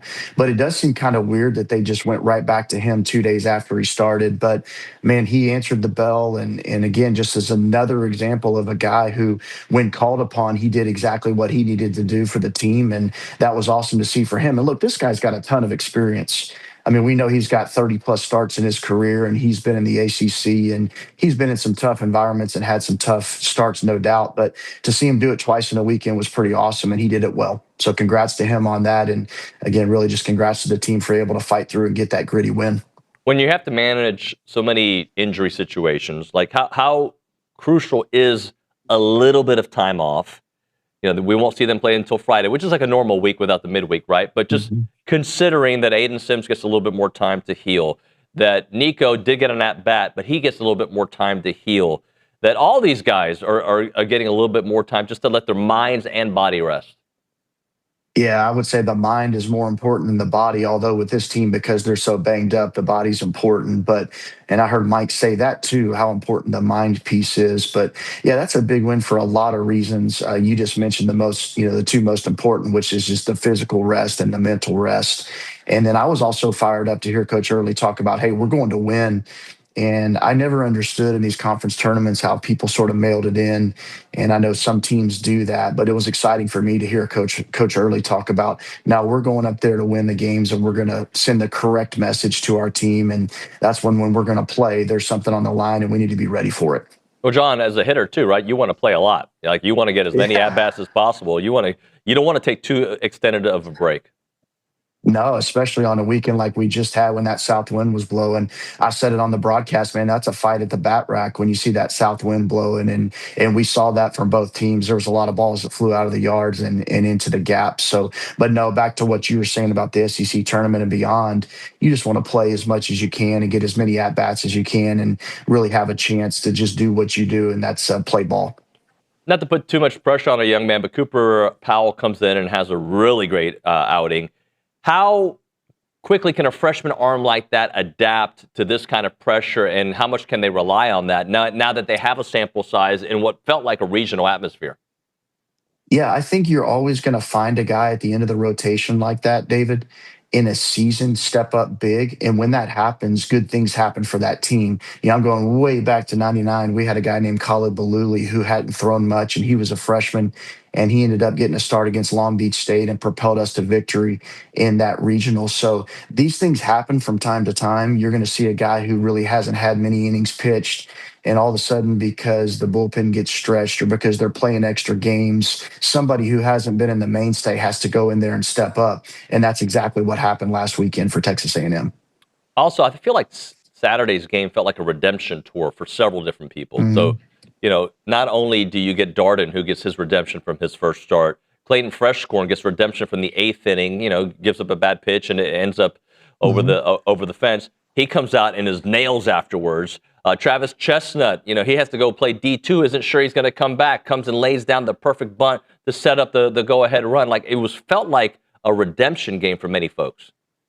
Yeah, that's exactly right. And that's just being prepared for when your numbers call. We've seen Royo step in late in the year as well.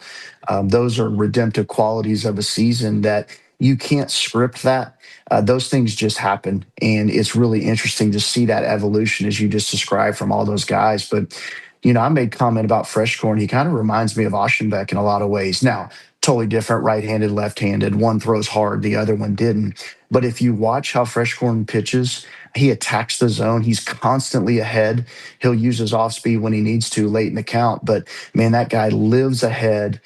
He's very confident. He's very even keel. And you just mentioned it. He gives up the lead in the 8th inning, comes right back and just pounds the zone again to close it out. So those redemptive qualities were on display this weekend, and that was fun to see as a fan. So Bronny laid out why he thinks Wes Johnson will be your coach of the year, but he says if it's not Wes Johnson, it should be Michael Earley. What do you think about the job he has done under fire? And we understand the why behind it. Last year was a rough year, but again, everybody picked them to finish 13th. They're third, and they're going to get a double bye in the SEC tournament, and hopefully they'll be a top 8 national seed. Yeah, I had the pleasure of visiting with him one-on-one on Friday, and just gave me a ton of confidence as a fan and a former player and somebody who's been around this program for, 30 plus years. He is walking with that swag, and he understands what his role is completely now. And you might ask, well, how do you not do that the first year? Well, it's tough. I mean, this guy is a CEO. He's a general manager.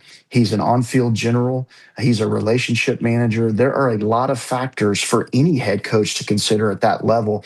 And to do it with his experience as an assistant last year, going from assistant to the head coaching role, it's just a super difficult ask. But I'm really excited for him and for the trajectory of our program because he's getting his sea legs under him. He brought in Pennington. He's doing the right thing from a coaching staff perspective. And now you're seeing all that experience come to fruition. And the Aggies are playing good ball right now. John, from your perspective, what for this particular A&M team, the way they're constructed, what do you think is a more difficult challenge? A regional or hopefully a super regional? Just the way it's set up with the amount of pitching you may have to do in a regional versus a super regional? Well, I might take a less than popular opinion on this. I actually think the super regional might be tougher. And the only reason I say that is because of their ability to slug. I think the depth of their pitching, it is what it is. We've had that discussion all year long. You're seeing some of these guys step up this weekend, which is a good sign for Texas A&M. We even saw some guys on Thursday night throw that hadn't thrown much at all. So maybe those guys could be used in a regional.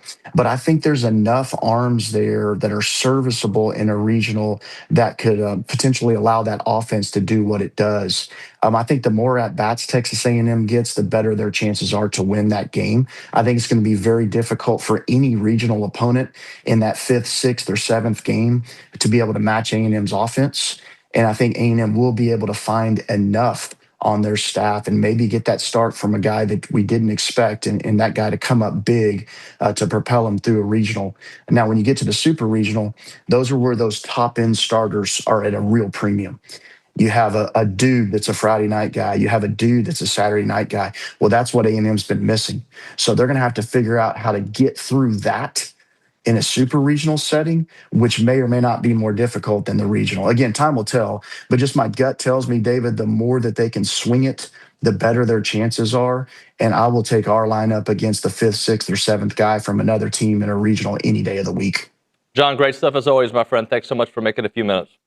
You bet, man. Have a good day. Appreciate You too. it. John Scheshuck there on the Buffy's Catering and Bartending Hotline. We'll hit a break, come back. We'll just chit-chat on the other side before Billy joins us. Milliken Reserve Time, farm-to-table community in College Station. They've got homes, they got trails, they got farms, they've got a wide open space, and it's a great place to build a healthy community around nature. If you haven't been there, you're missing out on a great place to see all the white-tailed deer, the songbirds, the rabbits, the turtles. Awesome place just to connect with your family outdoors. You can go hiking, you can go biking, you can go canoeing, you can jump the lake. Is that a thing? Do people jump lakes? Jump in the lake, maybe. Yeah, you can just jump. You know, you can jump rope. You can jump with your kite. I don't know. I'm just thinking of things people do outdoors. You can play soccer, football, whatever it may be. Milliken Reserve is a great place to go. 30 miles of trails and homes, awesome neighborhoods, the creek, the hollow, and the meadows. You can learn more at millikenreserve.com. That website again, millikenreserve.com.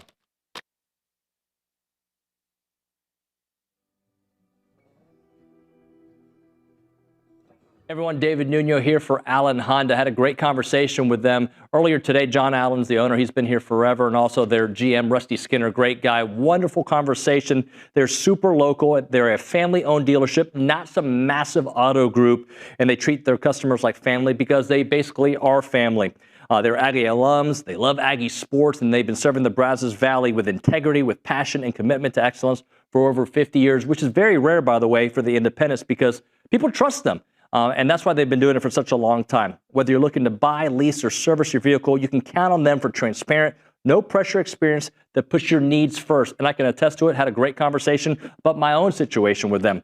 Their knowledgeable sales team will help you find the perfect Honda to fit your lifestyle, from fuel-efficient sedans to versatile SUVs. Leasing options are flexible and affordable, making it easy to drive the latest models with confidence. And when it comes to service, their certified technicians only use genuine Honda parts to keep your vehicle running at its best, whether it's routine maintenance for major repairs or whatever it may be. And we know that trust isn't given, it is earned, and that's why generations of local drivers right here in the Brazos Valley and Bryan College Station keep coming back to Allen Honda. As part of the community with Aggie spirit in their hearts, they are here to make everyone's visit wonderful. So visit their showroom or their service lane and find friendly, efficient, and memorable situations when you go to Allen Honda. Come see why so many College Station and Bryan drivers choose Allen Honda for their automotive needs, and remember, gig 'em.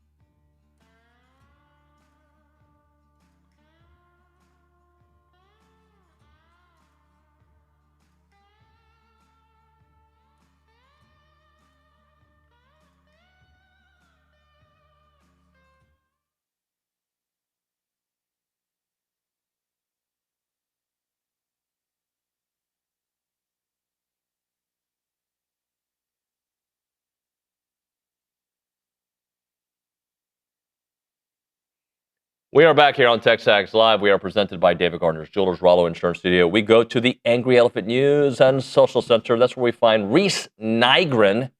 who's going to tell us what's popping on TexAgs today. Yeah, and a lot of these things, first I want to give a shout out to Richard Zane. I feel like he deserves a shout out. Feels like every live thread we had this weekend. He was on it. Richard Zane was on it. So shout out Richard Zane. And I'm going to give everybody watching some homework, and that is to become a TexAgs premium subscriber, because it is always a great time to be a TexAgs premium subscriber. Some of the things that we have on TexAgs today, Richard talking about Texas A&M women's tennis clinching and claiming the national title, their second in 3 years. Richard also had baseball series recap.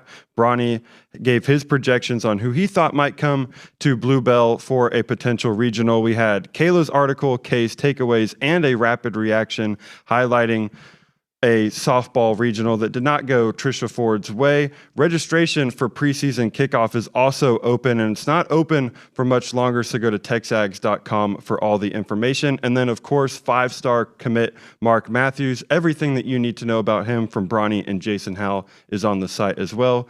Later today and this week, we will get Bronny's baseball thoughts, and then later today, all SEC honors for baseball will be announced. We have an NIL interview with new tight end and College Station kid Houston Thomas, and we will have snippets from San Antonio Coaches Night with Mike Elko that's happening today. Yep, good stuff there. Thank you very much. We'll probably be talking about that on the program tomorrow, Mr. Nygren. So yeah, good. And if you haven't signed up for the preseason kickoff, it's a great event. You don't want to miss it. We'll have Coach Earley there. We'll have Coach Elko there. We'll have Bucky there. I think we'll have Trev there. We'll have a bunch of the coaches and some of the athletes from the program. So we'll have that. All right, we'll hit a break. When we come back, we will chit-chat just a little bit about certain things that Reese Nygren has to prepare. And then Billy Liucci will be in studio. Billy's on a streak right now. Will that streak continue? No. You know what streak he's on? Yeah. What?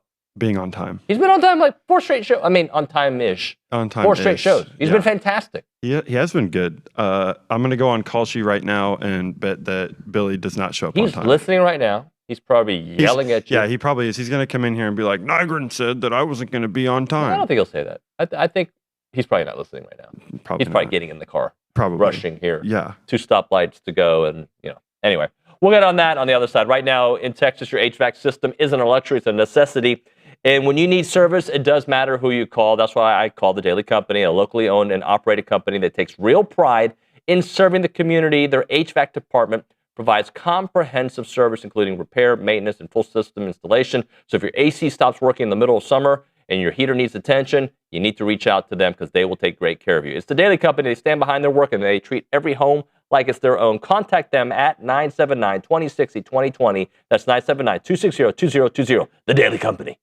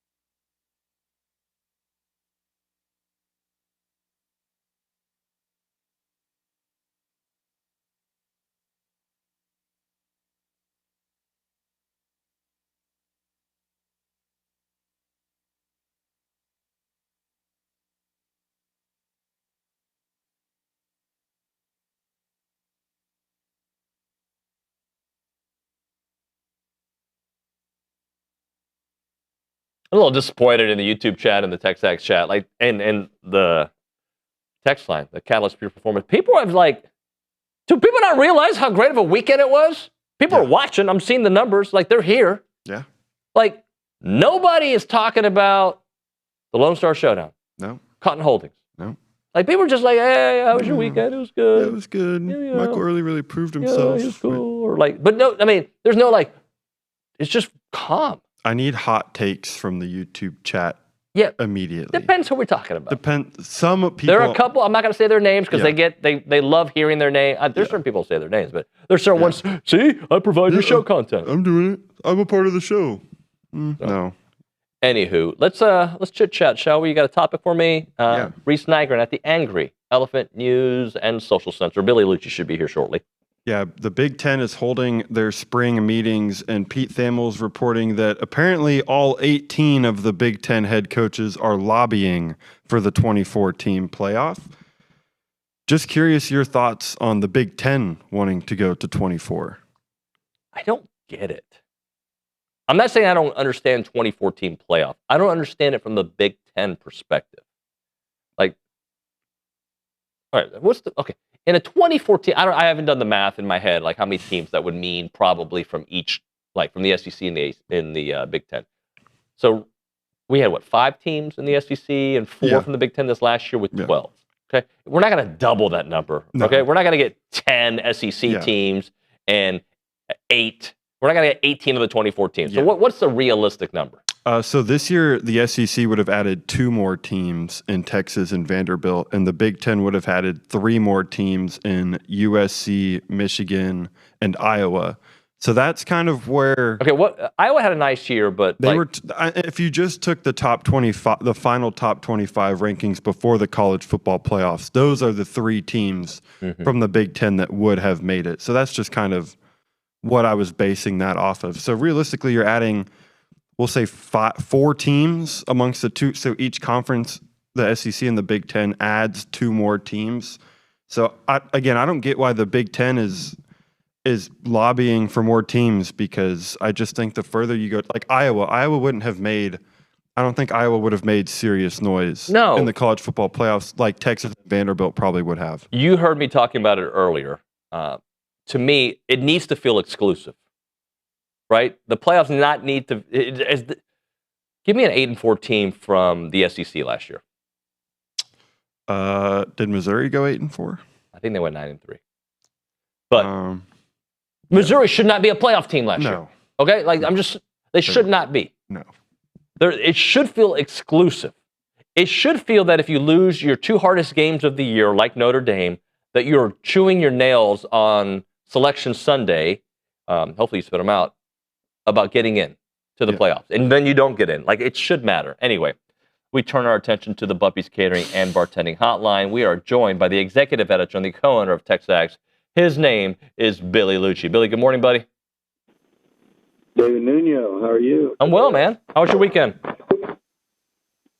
Good. Really good. When you win a baseball series, went and saw the family yesterday afternoon down in Houston for a quick meal, early dinner and back. So a good, starting Thursday, had a good little late dinner after that, Well, I say after, I did leave that one, confession, I did leave that one early and watched the Aggies attempt to rally late. We had a dinner, work dinner for you guys. And then Friday, Saturday at Bluebell, and Sunday, Saturday night so we got 1860 and Republican and my spot for Tella's, and then went to Houston yesterday for some Mexican food and met up with my mom, dad, and sister. So a good weekend, except I never saw you. I mean, that was rough. I could have got interviewed by you outside. I saw you. I saw you, Billy.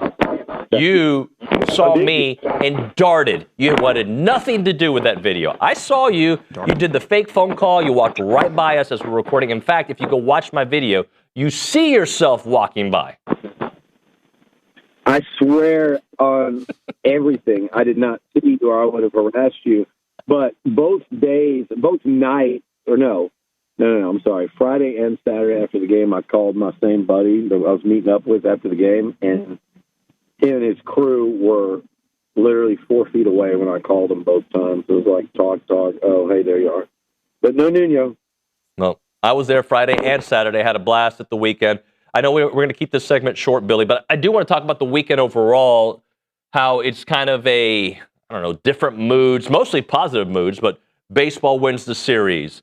Women's tennis wins the national championship. The Lone Star Showdown, the Cotton Holdings Lone Star Showdown, A&M wins that. Unfortunately, softball loses. So, track and field has a great weekend. So let's just kind of talk about Aggie athletics in general on this weekend, that a lot of things were on display. Yeah, no, I mean, like I said, it was a really fun weekend of sports, and we'll talk about all of it here in a second as I walk in. So can we just talk about how Brauninger, like when he made that catch, I'm sitting there behind home plate, but like high enough up that I can see over the dugout. And I see somebody, I knew where he was sitting because we were texting with each other and I was going to go down there, but didn't want to jinx the game. You move seats, your team loses. So I see this black shirted creature rise up from the seats. And I look at the person next to me and I go, please tell me that wasn't. And he said, yep, that was your boy. And I just went, oh no, like we're never going to hear the end of it. And then the very next pitch, I believe the guy just laces a single into the outfield. I'm like, golly, man, if him catching that ball derails this season, because Aggies, I think it was 11-9 at the time, it was late, very late in that game. I'm like, if this cost us, it would have been like the reverse Bartman. But I don't know if y'all talked about it on air. Did y'all talk about it on air? No, we didn't get into it. Because Earley did mention to me when he left TexAgs this morning, and he said if Bronny would have dropped it, that had full Bartman potential. But he caught it. I got it. I hate, we hate to give him credit, me and Zane and Luke, and him and Luke have this ongoing content, Twitter attention battle that they wage. They're like rivals on Twitter, not rivals like adversarial, but just rivals for likes. And, Luke had a hell of a run in basketball. Bronny's trying to catch up, and I think he felt like he needed that catch, and he got it. It was a hell of a snag, and we all have to give him credit for it. That thing would have hit me right in the head. Rivals for likes. We'll hit a break here, and we'll get Billy in studio. Thank you, Billy. We'll talk to you in a moment. More of a formal goodbye. Anyway, we'll hit a break. I'm going to get a shirt that says Rivals for Likes. You got nothing for me, do you? Blending Southern culture.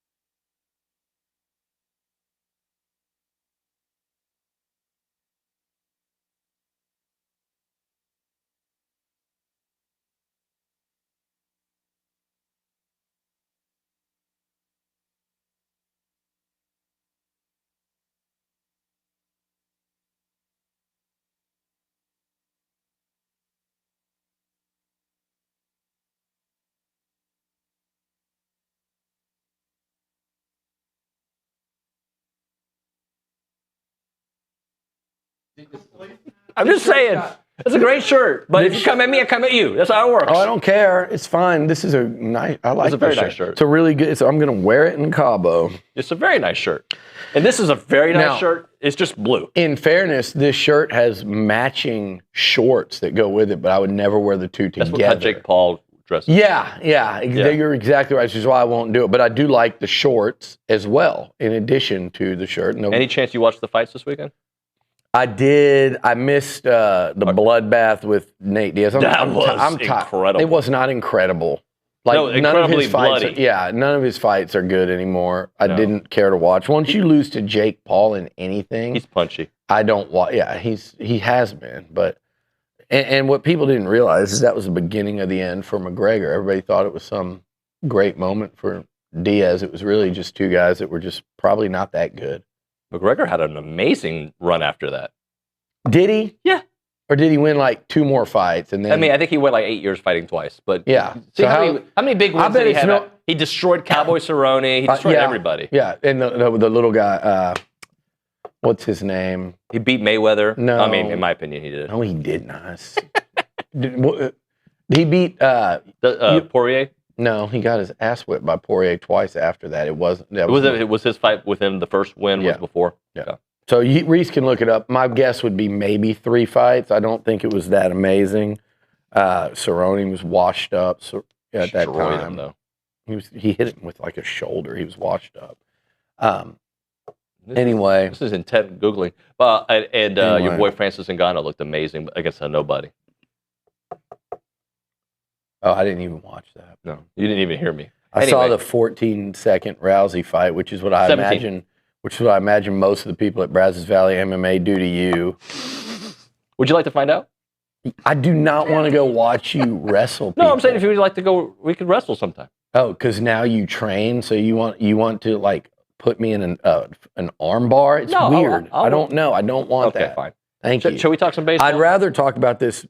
Or national championship? I'm distracted by the brightness of this shirt. I've worn this many times with you. It's like I feel like I'm sitting here with the police. Yeah, I would do that. I actually mentioned that to them. If you let go of me one day, I might do that as I need a to career. make sure I'm not on my cell phone. You might do a citizen's you a ticket. arrest. Yeah, armbar citizen's arrest in here. Before we move to baseball, did you look up what Connor did after? Yeah, Not to mention- he won the next 15 fights after losing to Nate Diaz. That's not true. I don't believe According to ESPN and what I'm looking at on my computer right now, after he lost to Nate Diaz, he won 15 straight fights. And against names that people would recognize? I almost refuse to believe that. I'm not big on the boxing world, but there are some names. He's an MMA fighter, so MMA. thanks for getting the sports wrong. That's why I'm not trusting that. By the way, those are the most. Did you say on those pants, like, give me the khakkiest of khaki pants? This is called mustard. Nobody's seeing them, but all right. Maybe we'll do that. Can we close Maybe the we'll do curtains, that in the please? next segment. Anyway, shall we discuss? Here, I'll stand up. I don't care. There's mustard. There you go. I just shook my butt on air. Apologize for that. Anyway, can we talk about the legend that is Mark Weaver? How about that? We start with that. Woo! Amazing, man. Like, I don't think. I was thinking about it. And first off, congratulations to Coach Weaver and the ladies. Just an amazing run.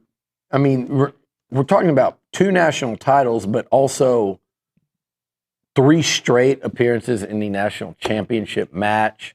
How many Final Fours now? 5 in a row. That 5 Final Fours in a row. And if you know Mark, like you and I do, and you talk to him, you know, he doesn't walk around he doesn't sound or act like a coach that's in the middle of what would constitute an A&M athletics dynasty.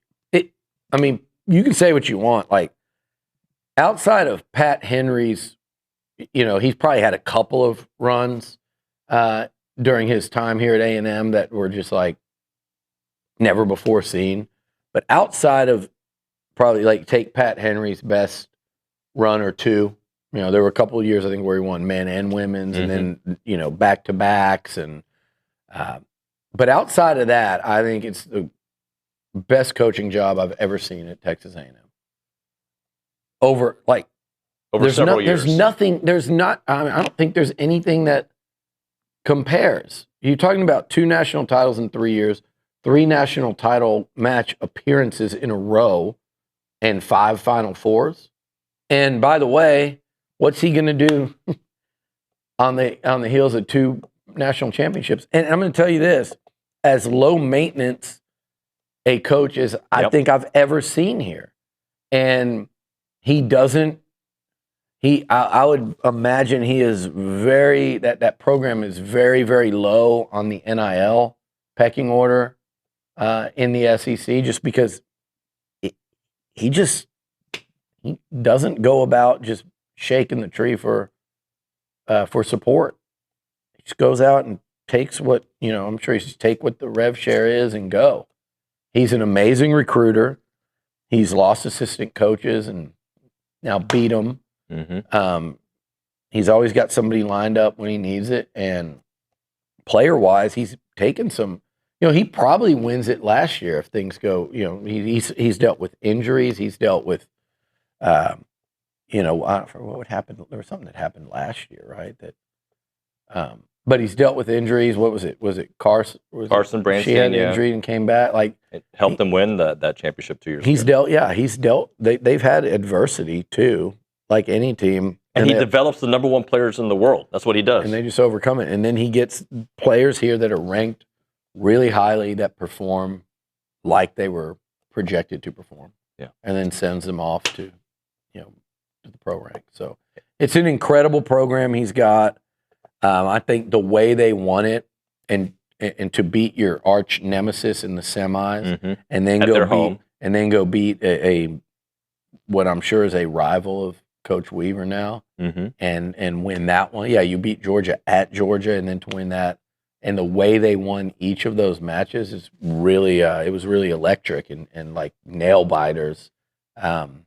Incredible, man. I'm really happy for him, happy for them. It's fun to follow. Awesome. Morrison and Weaver, just a few months apart. Like that. I mean, if you think about what this year has been, football, I know the ending was not what we wanted. Football was great. It was great. Like everyone else, shut up if you don't think it was great. Football was great. I'm so tired of it. Baseball's had an amazing year. And then you get your national championship. Basketball, a tremendous year one under Bucky. But national titles. 3 national titles in less than a calendar year because, track's coming up on the national championship. I guess that's the next meet, but it hadn't happened at this time a year ago. In the last 12 months, Texas A&M has won 3 team national championships. Men's track and field, women's tennis, and obviously volleyball, and volleyball being particularly visible with the way that sport's presented. But, I've always been a big believer in athletic department culture, and winning breeds winning. And the football season was great. That team spent most of the year, almost the entire year in the top 10, most of the year in the top 5. They spent most of the year being mentioned alongside Ohio State, Indiana, A&M, and Georgia. Those were the teams battling for those 4 seeds most of the year. 11-0 to start the season, 11-1 regular season, the best since early 90s, an incredible year. I was around a group of people that were, I just was like, what is wrong with you guys? They were just spent so much time complaining about the last 2 games and they were talking about football. And I'm like, if somebody wants to agree with that, they're sitting there right now going, well, you can't hide from it. No one's hiding from it. Everyone's saying you wished it would have ended differently. But if you can't look at the entire season and say that was a great breakthrough season for the program, I'm not wired like you. And I hope most of the A&M fans are not wired like you. And I think they are not. I think the loudest are the ones that agree with you, that want to dwell on and find negative in the last couple of games. And it's incredible to me, and overlook where every sign is pointing this program, where everyone outside the program thinks that A&M football under Mike Elko is heading.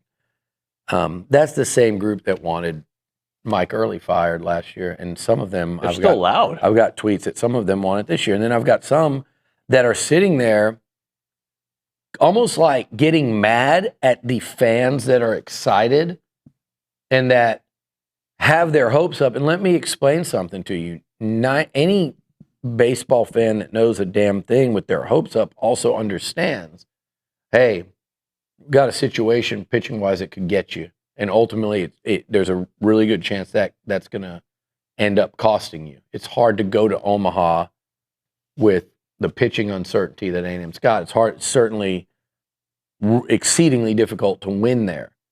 But they also just won 2 of 3 against a team that's going to probably be on the cusp of hosting. And they won 2 out of 3 without their best pitcher. Their only consistently really good pitcher, starting pitcher, Fresh Corn, obviously. And Lyons, he's had a rough patch, but he's been consistent all year. But without Aiden Sims, and they still won that series. And they went with Aiden Sims a couple weeks ago. They went out to Gainesville, and they won that series against a team that's now battling to be a top 8 seed. So it's not impossible. So if you want to get excited and go, okay, you got to face the A&M lineup. They gave up 18 in the first game and won a series because they scored what?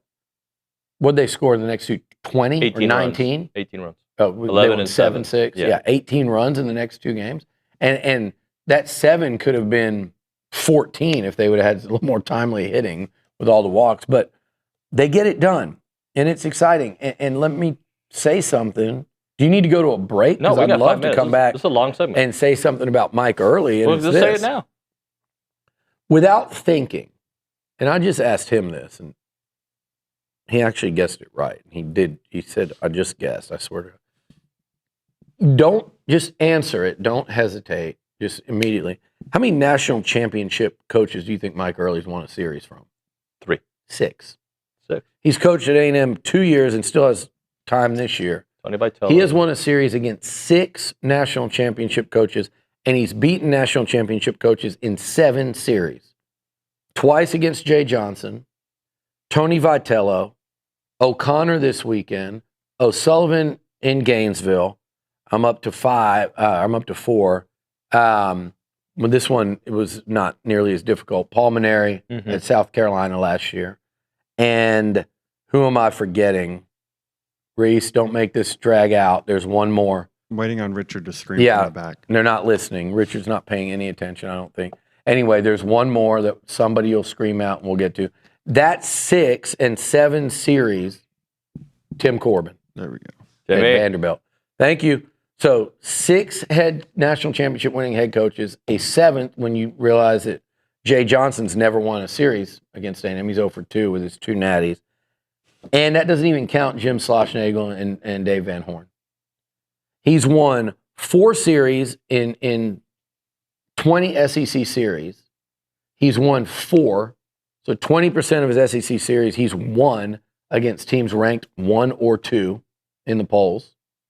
He has beaten the defending national champions both years. And last year, he beat the defending and eventual national champs. Well, hopefully that's not the case this year because that would mean it's not A&M. That would also mean it'd be somebody from the SEC. But do you get my point? Yeah. So many people defined him by one metric, terrible weekend on the field last year. No, because even with that, the storyline would have been, wow, what an amazing rally to come from the depths of nowhere. Yeah. Literally 1-9 in the conference with some horrible non-conference losses to get to the tournament. They have been playing outstanding baseball ever since SEC, really the last 2/3 of SEC play last year and all the way through this year. And they've played their way into, they're right there in the mix for a top 8 national seed. I think they should get it. I'm not going to act like I fully trust the committee to do it. And I'm also as much as I want to see them here for what it does to their chances and for also for all of us to be able to have that weekend of that, I'm also not scared for them to go on the road. I mean, you look at what they've done away from here. And their series losses over the last couple of years have generally been 2-1 to really good teams, teams that are competing or getting top 8 national seeds, or and there's the one big exception. They lost at Ole Miss this year, 1-2. Ole Miss might host. So Anyway. Yeah, but I think what happens, especially when you can type it, is you want to hold on to these polarizing opinions, and you're not going to back down from it. And yeah, the Missouri series still comes up, pitching, and look, I recognize all those flaws, but I also recognize all the wins, and that's why I'm a big believer. Just take a step back and let's evaluate the whole thing. Well, yeah, and if you're evaluating the whole thing right now, you got to be really impressed with what this program has done from where they were. And somebody go, well, they should have never done that in the first place. Then I had a little crew of young Aggies come find me outside the stadium. Their parents had them take a picture with me the other day, so they listen. Shout out to all the little TexAgs. When you say little, like little? Yeah, or little, like not college. Yeah, there was like a lot little. this weekend. And there. so they're listening. So I don't want to say mean things about people and set a bad example in this moment. I'll probably screw up and do it later. When I say things, just laugh, kids. It's funny. But people that think that way, just to me, well, it should have never happened. You don't understand baseball. You can't do math. You can't just add up. Forget all your little, Brauninger, Zane metrics about baseball and let's just do the simple average home run RBI thing with Sorrell and Grahovic, and realize that one of them didn't play at all last year and the other one played half the year, and you missed out on the postseason probably by 2 games. Literally, but whether it's 2 more in Hoover or whether it was 2 and 1 against Missouri, that's what kept you from the postseason, and you played a whole year without Gavin and half of that year plus without Caden. Just do that, and we won't even have to talk about all the other injuries. But the response The response you get, though, is those are excuses. It's fine. They overcame the excuses. Yeah. If they never recovered, and you're like, well, it's an excuse. Well, it's a valid excuse, but you got to overcome excuses, and they did that. So it's not like it'd be one thing if we were sitting here trying to spin something, and that's what people like. I see people like, oh, like we didn't spin crap about football. They went 11-1. They were picked to go 8-4. Buckyball, no one picked them to go to the tournament. They were picked 13th. They finished what, 4th in the conference, and went to the second round of the NCAA tournament. Baseball, picked 13th, finished 3rd, went and beat the teams we mentioned. Won 2 games against your old coach at Bluebell when everyone needed to see A&M win that series, period, 2-1. They beat them 2-0 with an ass kick and mixed in for good measure. Like, by any metric, all of these sports, all 3 of them overachieved per expectations by a long shot. And that's one thing. But when you look at what football did in reaching the playoff, and by the way, they didn't go to the SEC title game, and they blew it in Austin against a rival, and I get that. They also finished in, there were 4 teams that were at 7-1. And they just, there was some wonky tiebreak where the 3 teams they didn't even play and 2 of them went. So they far exceeded expectations. Baseball is in the process they've already done it. Now, I do think with this team, I need to see them win a regional just because I know they're good enough. It doesn't change the fact that this momentum of this program is shooting upwards. And if you just take a step back from all your paranoia and worry and just enjoy it and enjoy some of these players that are having incredible years and look at how much better pretty much every single one of them got from last year to this year. Look at how they've rebounded within series from adversity. How many game 1s have they lost this year in a series? I think 3. They've won 3. Game 1s that they've lost, or series that they've won where they lost? I think they've won game 1. Zane, is it 3 times? They've won game 1 3 times. They've played, 10 series. They're 3-7 in game 1s, but they're 18-11 in conference and a game out of second place. The second place team that they beat head-to-head twice. Texas fans or fans behind A&M in the standings, like Bama and a couple others, will say, well, we're only there because of a rainout. Did you not see where the momentum was? And Volantis was going to be really tough to beat. But on that weekend, there's a great chance A&M was going to beat him at Bluebell Park on a Sunday after what happened Friday and Saturday. So don't act like that was anything worse than a coin flip for A&M. And with that said, how about if A&M would won that game? Right. Then I think they're going lock for a top 8, and they finished. They'd have been finishing second by them. They'd won the tiebreak by virtue of a sweep. So they did exactly like the more than what everyone thought they would do this year. And I just think people that as long as you were within reason and you were concerned last year, or you were worried, or you didn't believe in the direction of it, we could argue that, and it's like, hey, yeah, I get it. Like it's worth an argument. Should it be another year? Should it not? I was fully on board that it should. 1 year, and then the way they rallied. Mm-hmm. So if you wanted to argue that, and like with reason and logic, then fine, let's do that. But the way people were, I remember when they lost to UCLA earlier this year, what people did. And by what people did, I mean what they wrote on message boards, on social media. I remember what they did when the Aggies it was Oklahoma, then Georgia. Mm-hmm. So they were 2-4. And then they lost a game to Vandy, correct?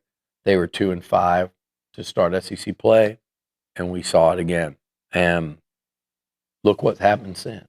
Like, it's not about, and I told you so as we sit here. I always tell you so. And sometimes you're going to be right. Like, it doesn't work. Most coaching tenures don't end up working in the big three. I mean, at the end of the day, they don't work.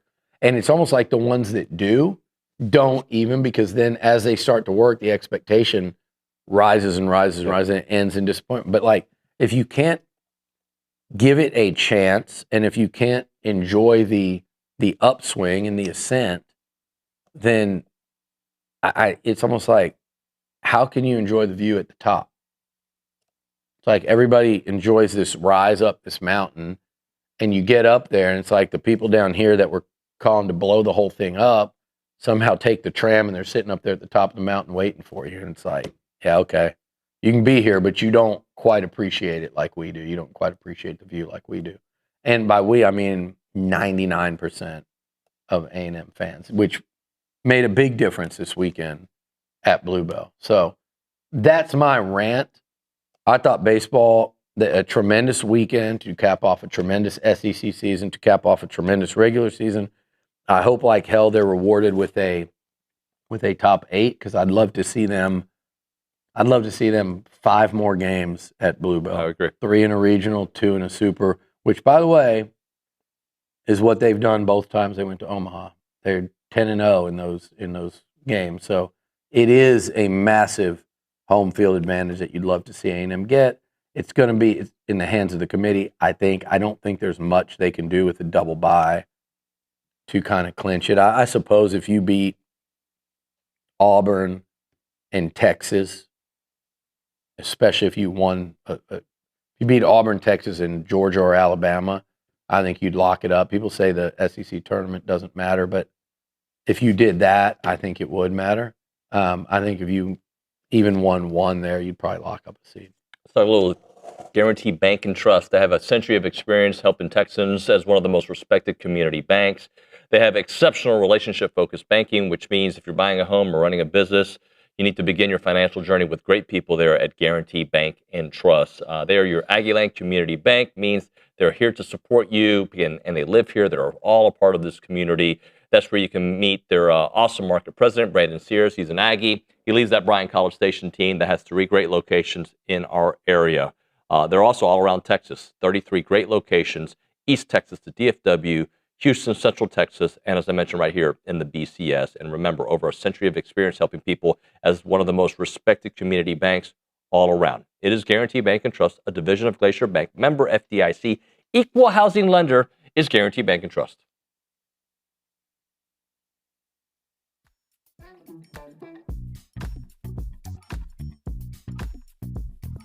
I wish I had Olin here for it because he loves energy drinks. Catalyst Citrus Spark. This is one of the new flavors out there. Whether you're grinding through workouts, cramming for a test, or closing in on a deal, or getting ready for TexAgs Live, you never know, right? Fast becoming the go-to fuel for Aggies everywhere. Zero sugar. I'm all in for that. Or synthetic sweeteners, no artificial colors or flavors. Catalyst delivers clean, high-performance energy with smooth, crisp taste that is never syrupy, designed for both health and hustle. You want to get going? You use this Catalyst right here. It's about pure energy and pure results. And what sets them apart? Packed with premium nootropics blended to boost focus, clarity, and mental stamina. I need this. I'm in, guys. I'm in. Plus, with plant-based caffeine, vitamin B12, B6, Catalyst supports metabolism and energy production, making it more than a drink. It's your lifestyle training partner. Built for competitors on the field, Catalyst fuels strength, focus, and pure results. Buy now at drinkcatalyst.com. That is drinkcatalyst.com. Train harder, think sharper, pure results. It's Catalyst.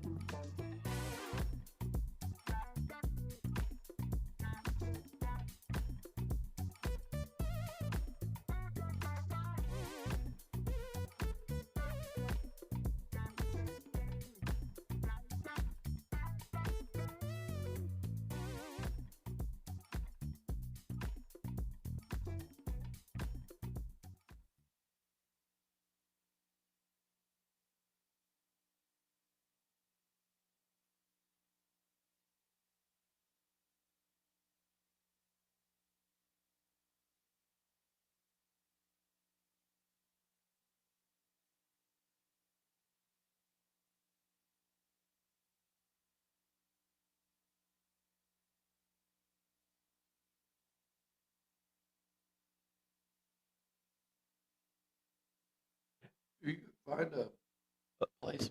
I already said placemat and curtains. I was going to think Panama Jack. Little Sahara It Desert was. shirt. I did. Yeah. What'd you call it? Table runner. I did. Yeah, like I'm at like a.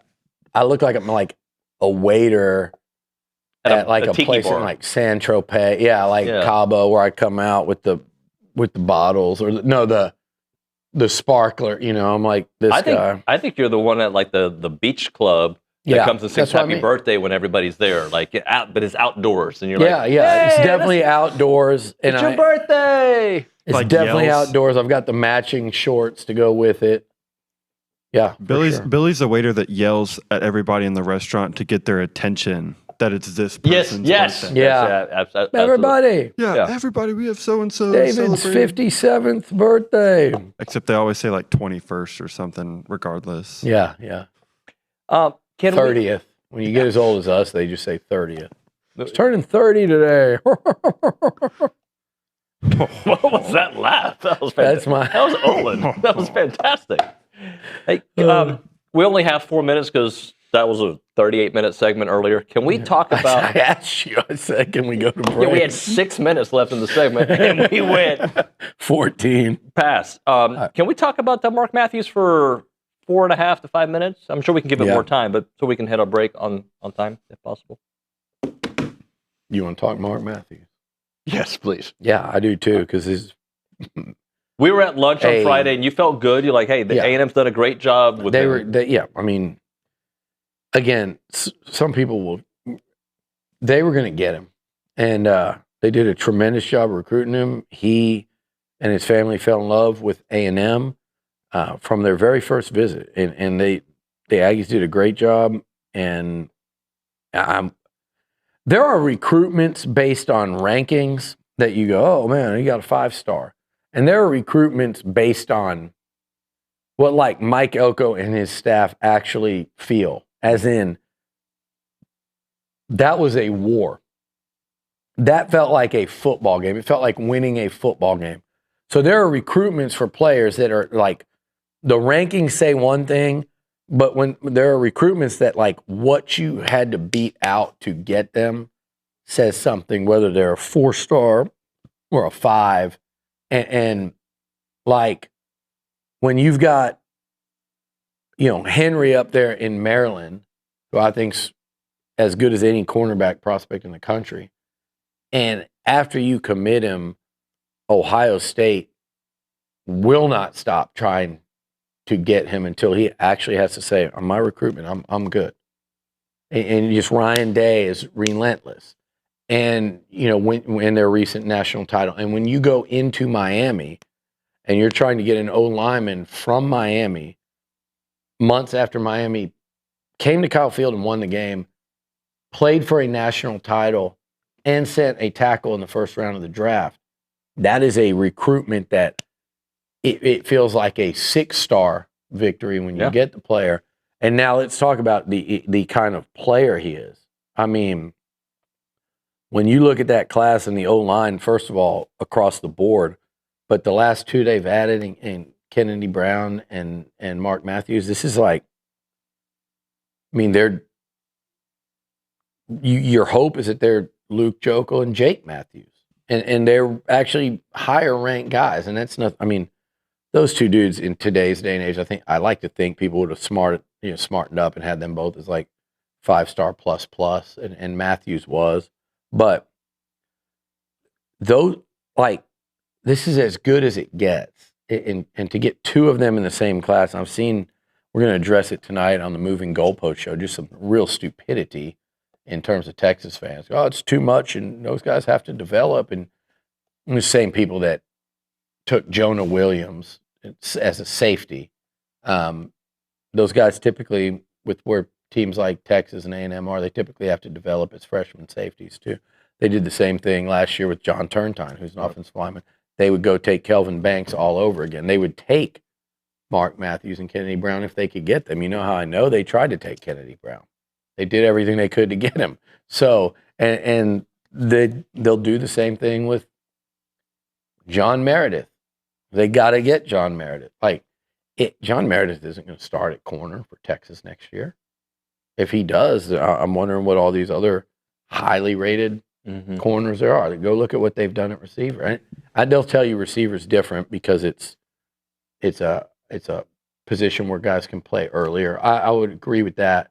But you have a salary cap, and to act as if a program still doesn't consist of like 75%, 70%, 70% non-portal players, all of the top dogs, you're being very naive. I think that taking these two guys, you took two players that the whole country wanted. You've got about a half dozen of those right now in your class. I think in Mark Matthews, like you just sent 4 players to the NFL draft. 4 of your 5 starters got drafted. Mark Nabush get drafted this year. It'll be all 5 starters off last year's team drafted. Lamont Rogers had a really nice spring. The tackle position and what Adam Cushing's doing in terms of development is really catching the attention of linemen around the country. And yeah, the Aggies want to get out of the business of having to sign 4 portal offensive linemen or 4 guys at any position in any given year, because Mike Elko and his staff still believe that the path to championships are a mix of player development with sprinkling in, NIL, portal players to fill the gaps at any given year. But it's still born through player development. And if you look at this football team, there's a ton of player development that you're going to rely on this year.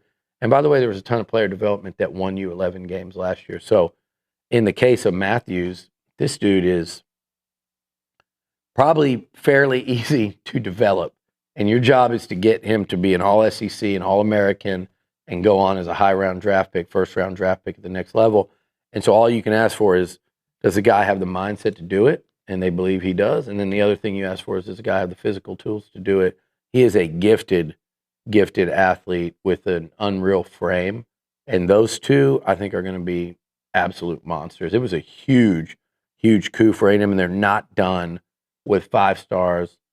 In fact, I would predict they'll add a couple more to the mix before it's all said and done. We're going to break here. We'll come back with a short final segment. Right now, a moment for Caldwell Country Chevrolet, Highway 21 in Caldwell, online at caldwellcountrychevrolet.com. If you're in the market for a new vehicle, you owe it yourself to check out the selection at Caldwell Country Chevrolet. They're stocked up and ready to deal on everything on their lot, and they are locally owned, and they want to see what you have as well. So bring in your car for a trade-in value, and you'll be able to upgrade your vehicle there at Caldwell Country Chevrolet. Stop selling for big city prices and high-pressure tactics.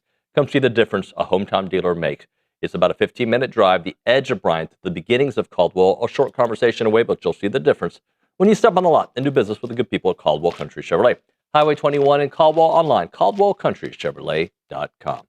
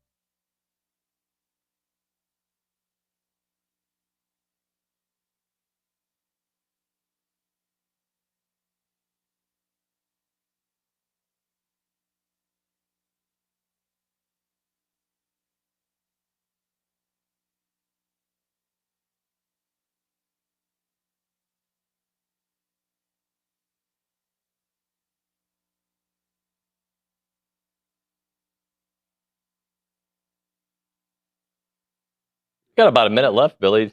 What would you like to talk about? Whatever you want. No, I want you to pick the topic. Oh well, we do have they did produce a picture With music too, huh? Oh, was that the intro Surprise. music? I don't know. Did you see Yeah, you do. our new host? Yeah, he's a good-looking guy. Look at those guns. Good-looking guy. Not your face, but those are your guns turned blue. I don't know. I don't think that's my body, by the way. Member of Oh, the really? Blue Man Yeah. Group. I think it is. I took the picture and sent it. I understand, but I they've done something to it because Well, that guy needs a bra, and I don't I need guess a bra. it's AI. I guess they took Yeah. that picture. Member of the Blue Man Group. Yeah, David I mean, It's pretty amazing. Though, I don't that Kay- have male breast. Okay, that guy does. It's pretty nice. You keep working out like you do, you might one day. It's pretty amazing that Kay was able to put that together that quickly during a commercial break. Kay, It was 16 great work. minutes, Billy. I know you. Great job. You know, we had a rough weekend over at Davis Diamond, and that's your squad. But I'm glad you come into work today and produce some content like that. And that was tough for softball today. Yeah, it was. Yesterday, this weekend. I mean that. You know, you dropped 2 regionals in a row at home. I think the year before they overachieved, taking the top overall seed, Texas, to the brink down in Austin. And then obviously last year thought the way they were playing down the stretch, the sky was the limit. Number 1 overall seed. You kind of looked like you had a great path to OKC. Liberty happened, and now dropping to ASU. Look, they've run into a couple of ridiculously good pitchers along the way, but you got to win your home regionals.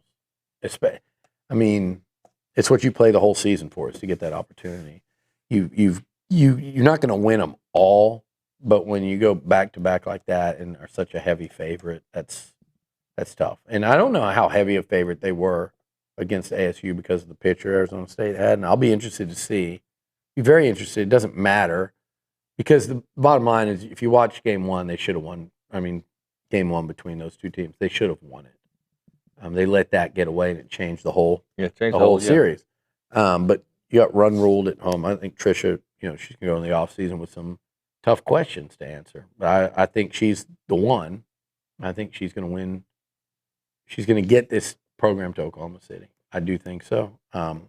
But you can't sit back today and look at that and go, yeah, this is fine. We're just gonna clean up some things and go. She's got to figure out, okay, why are we not advancing?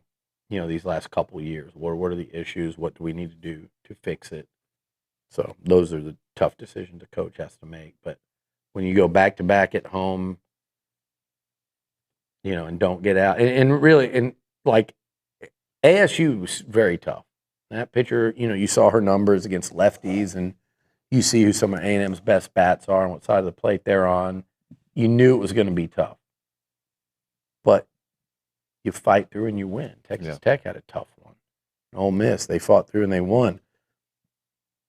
9 SEC teams advanced. I don't know how easy or hard all of them were. I know, like Alabama played Belmont with this untouchable pitcher, but they found a way and won and got into the winner's bracket. So A&M should have been, and they should have been in the winner's bracket with Arizona State having to scramble. Instead, they went loser's bracket and then got run ruled. Like, it was a tough weekend. So I know they were looking forward to it. I know a lot of people were looking forward to seeing that rematch in Austin.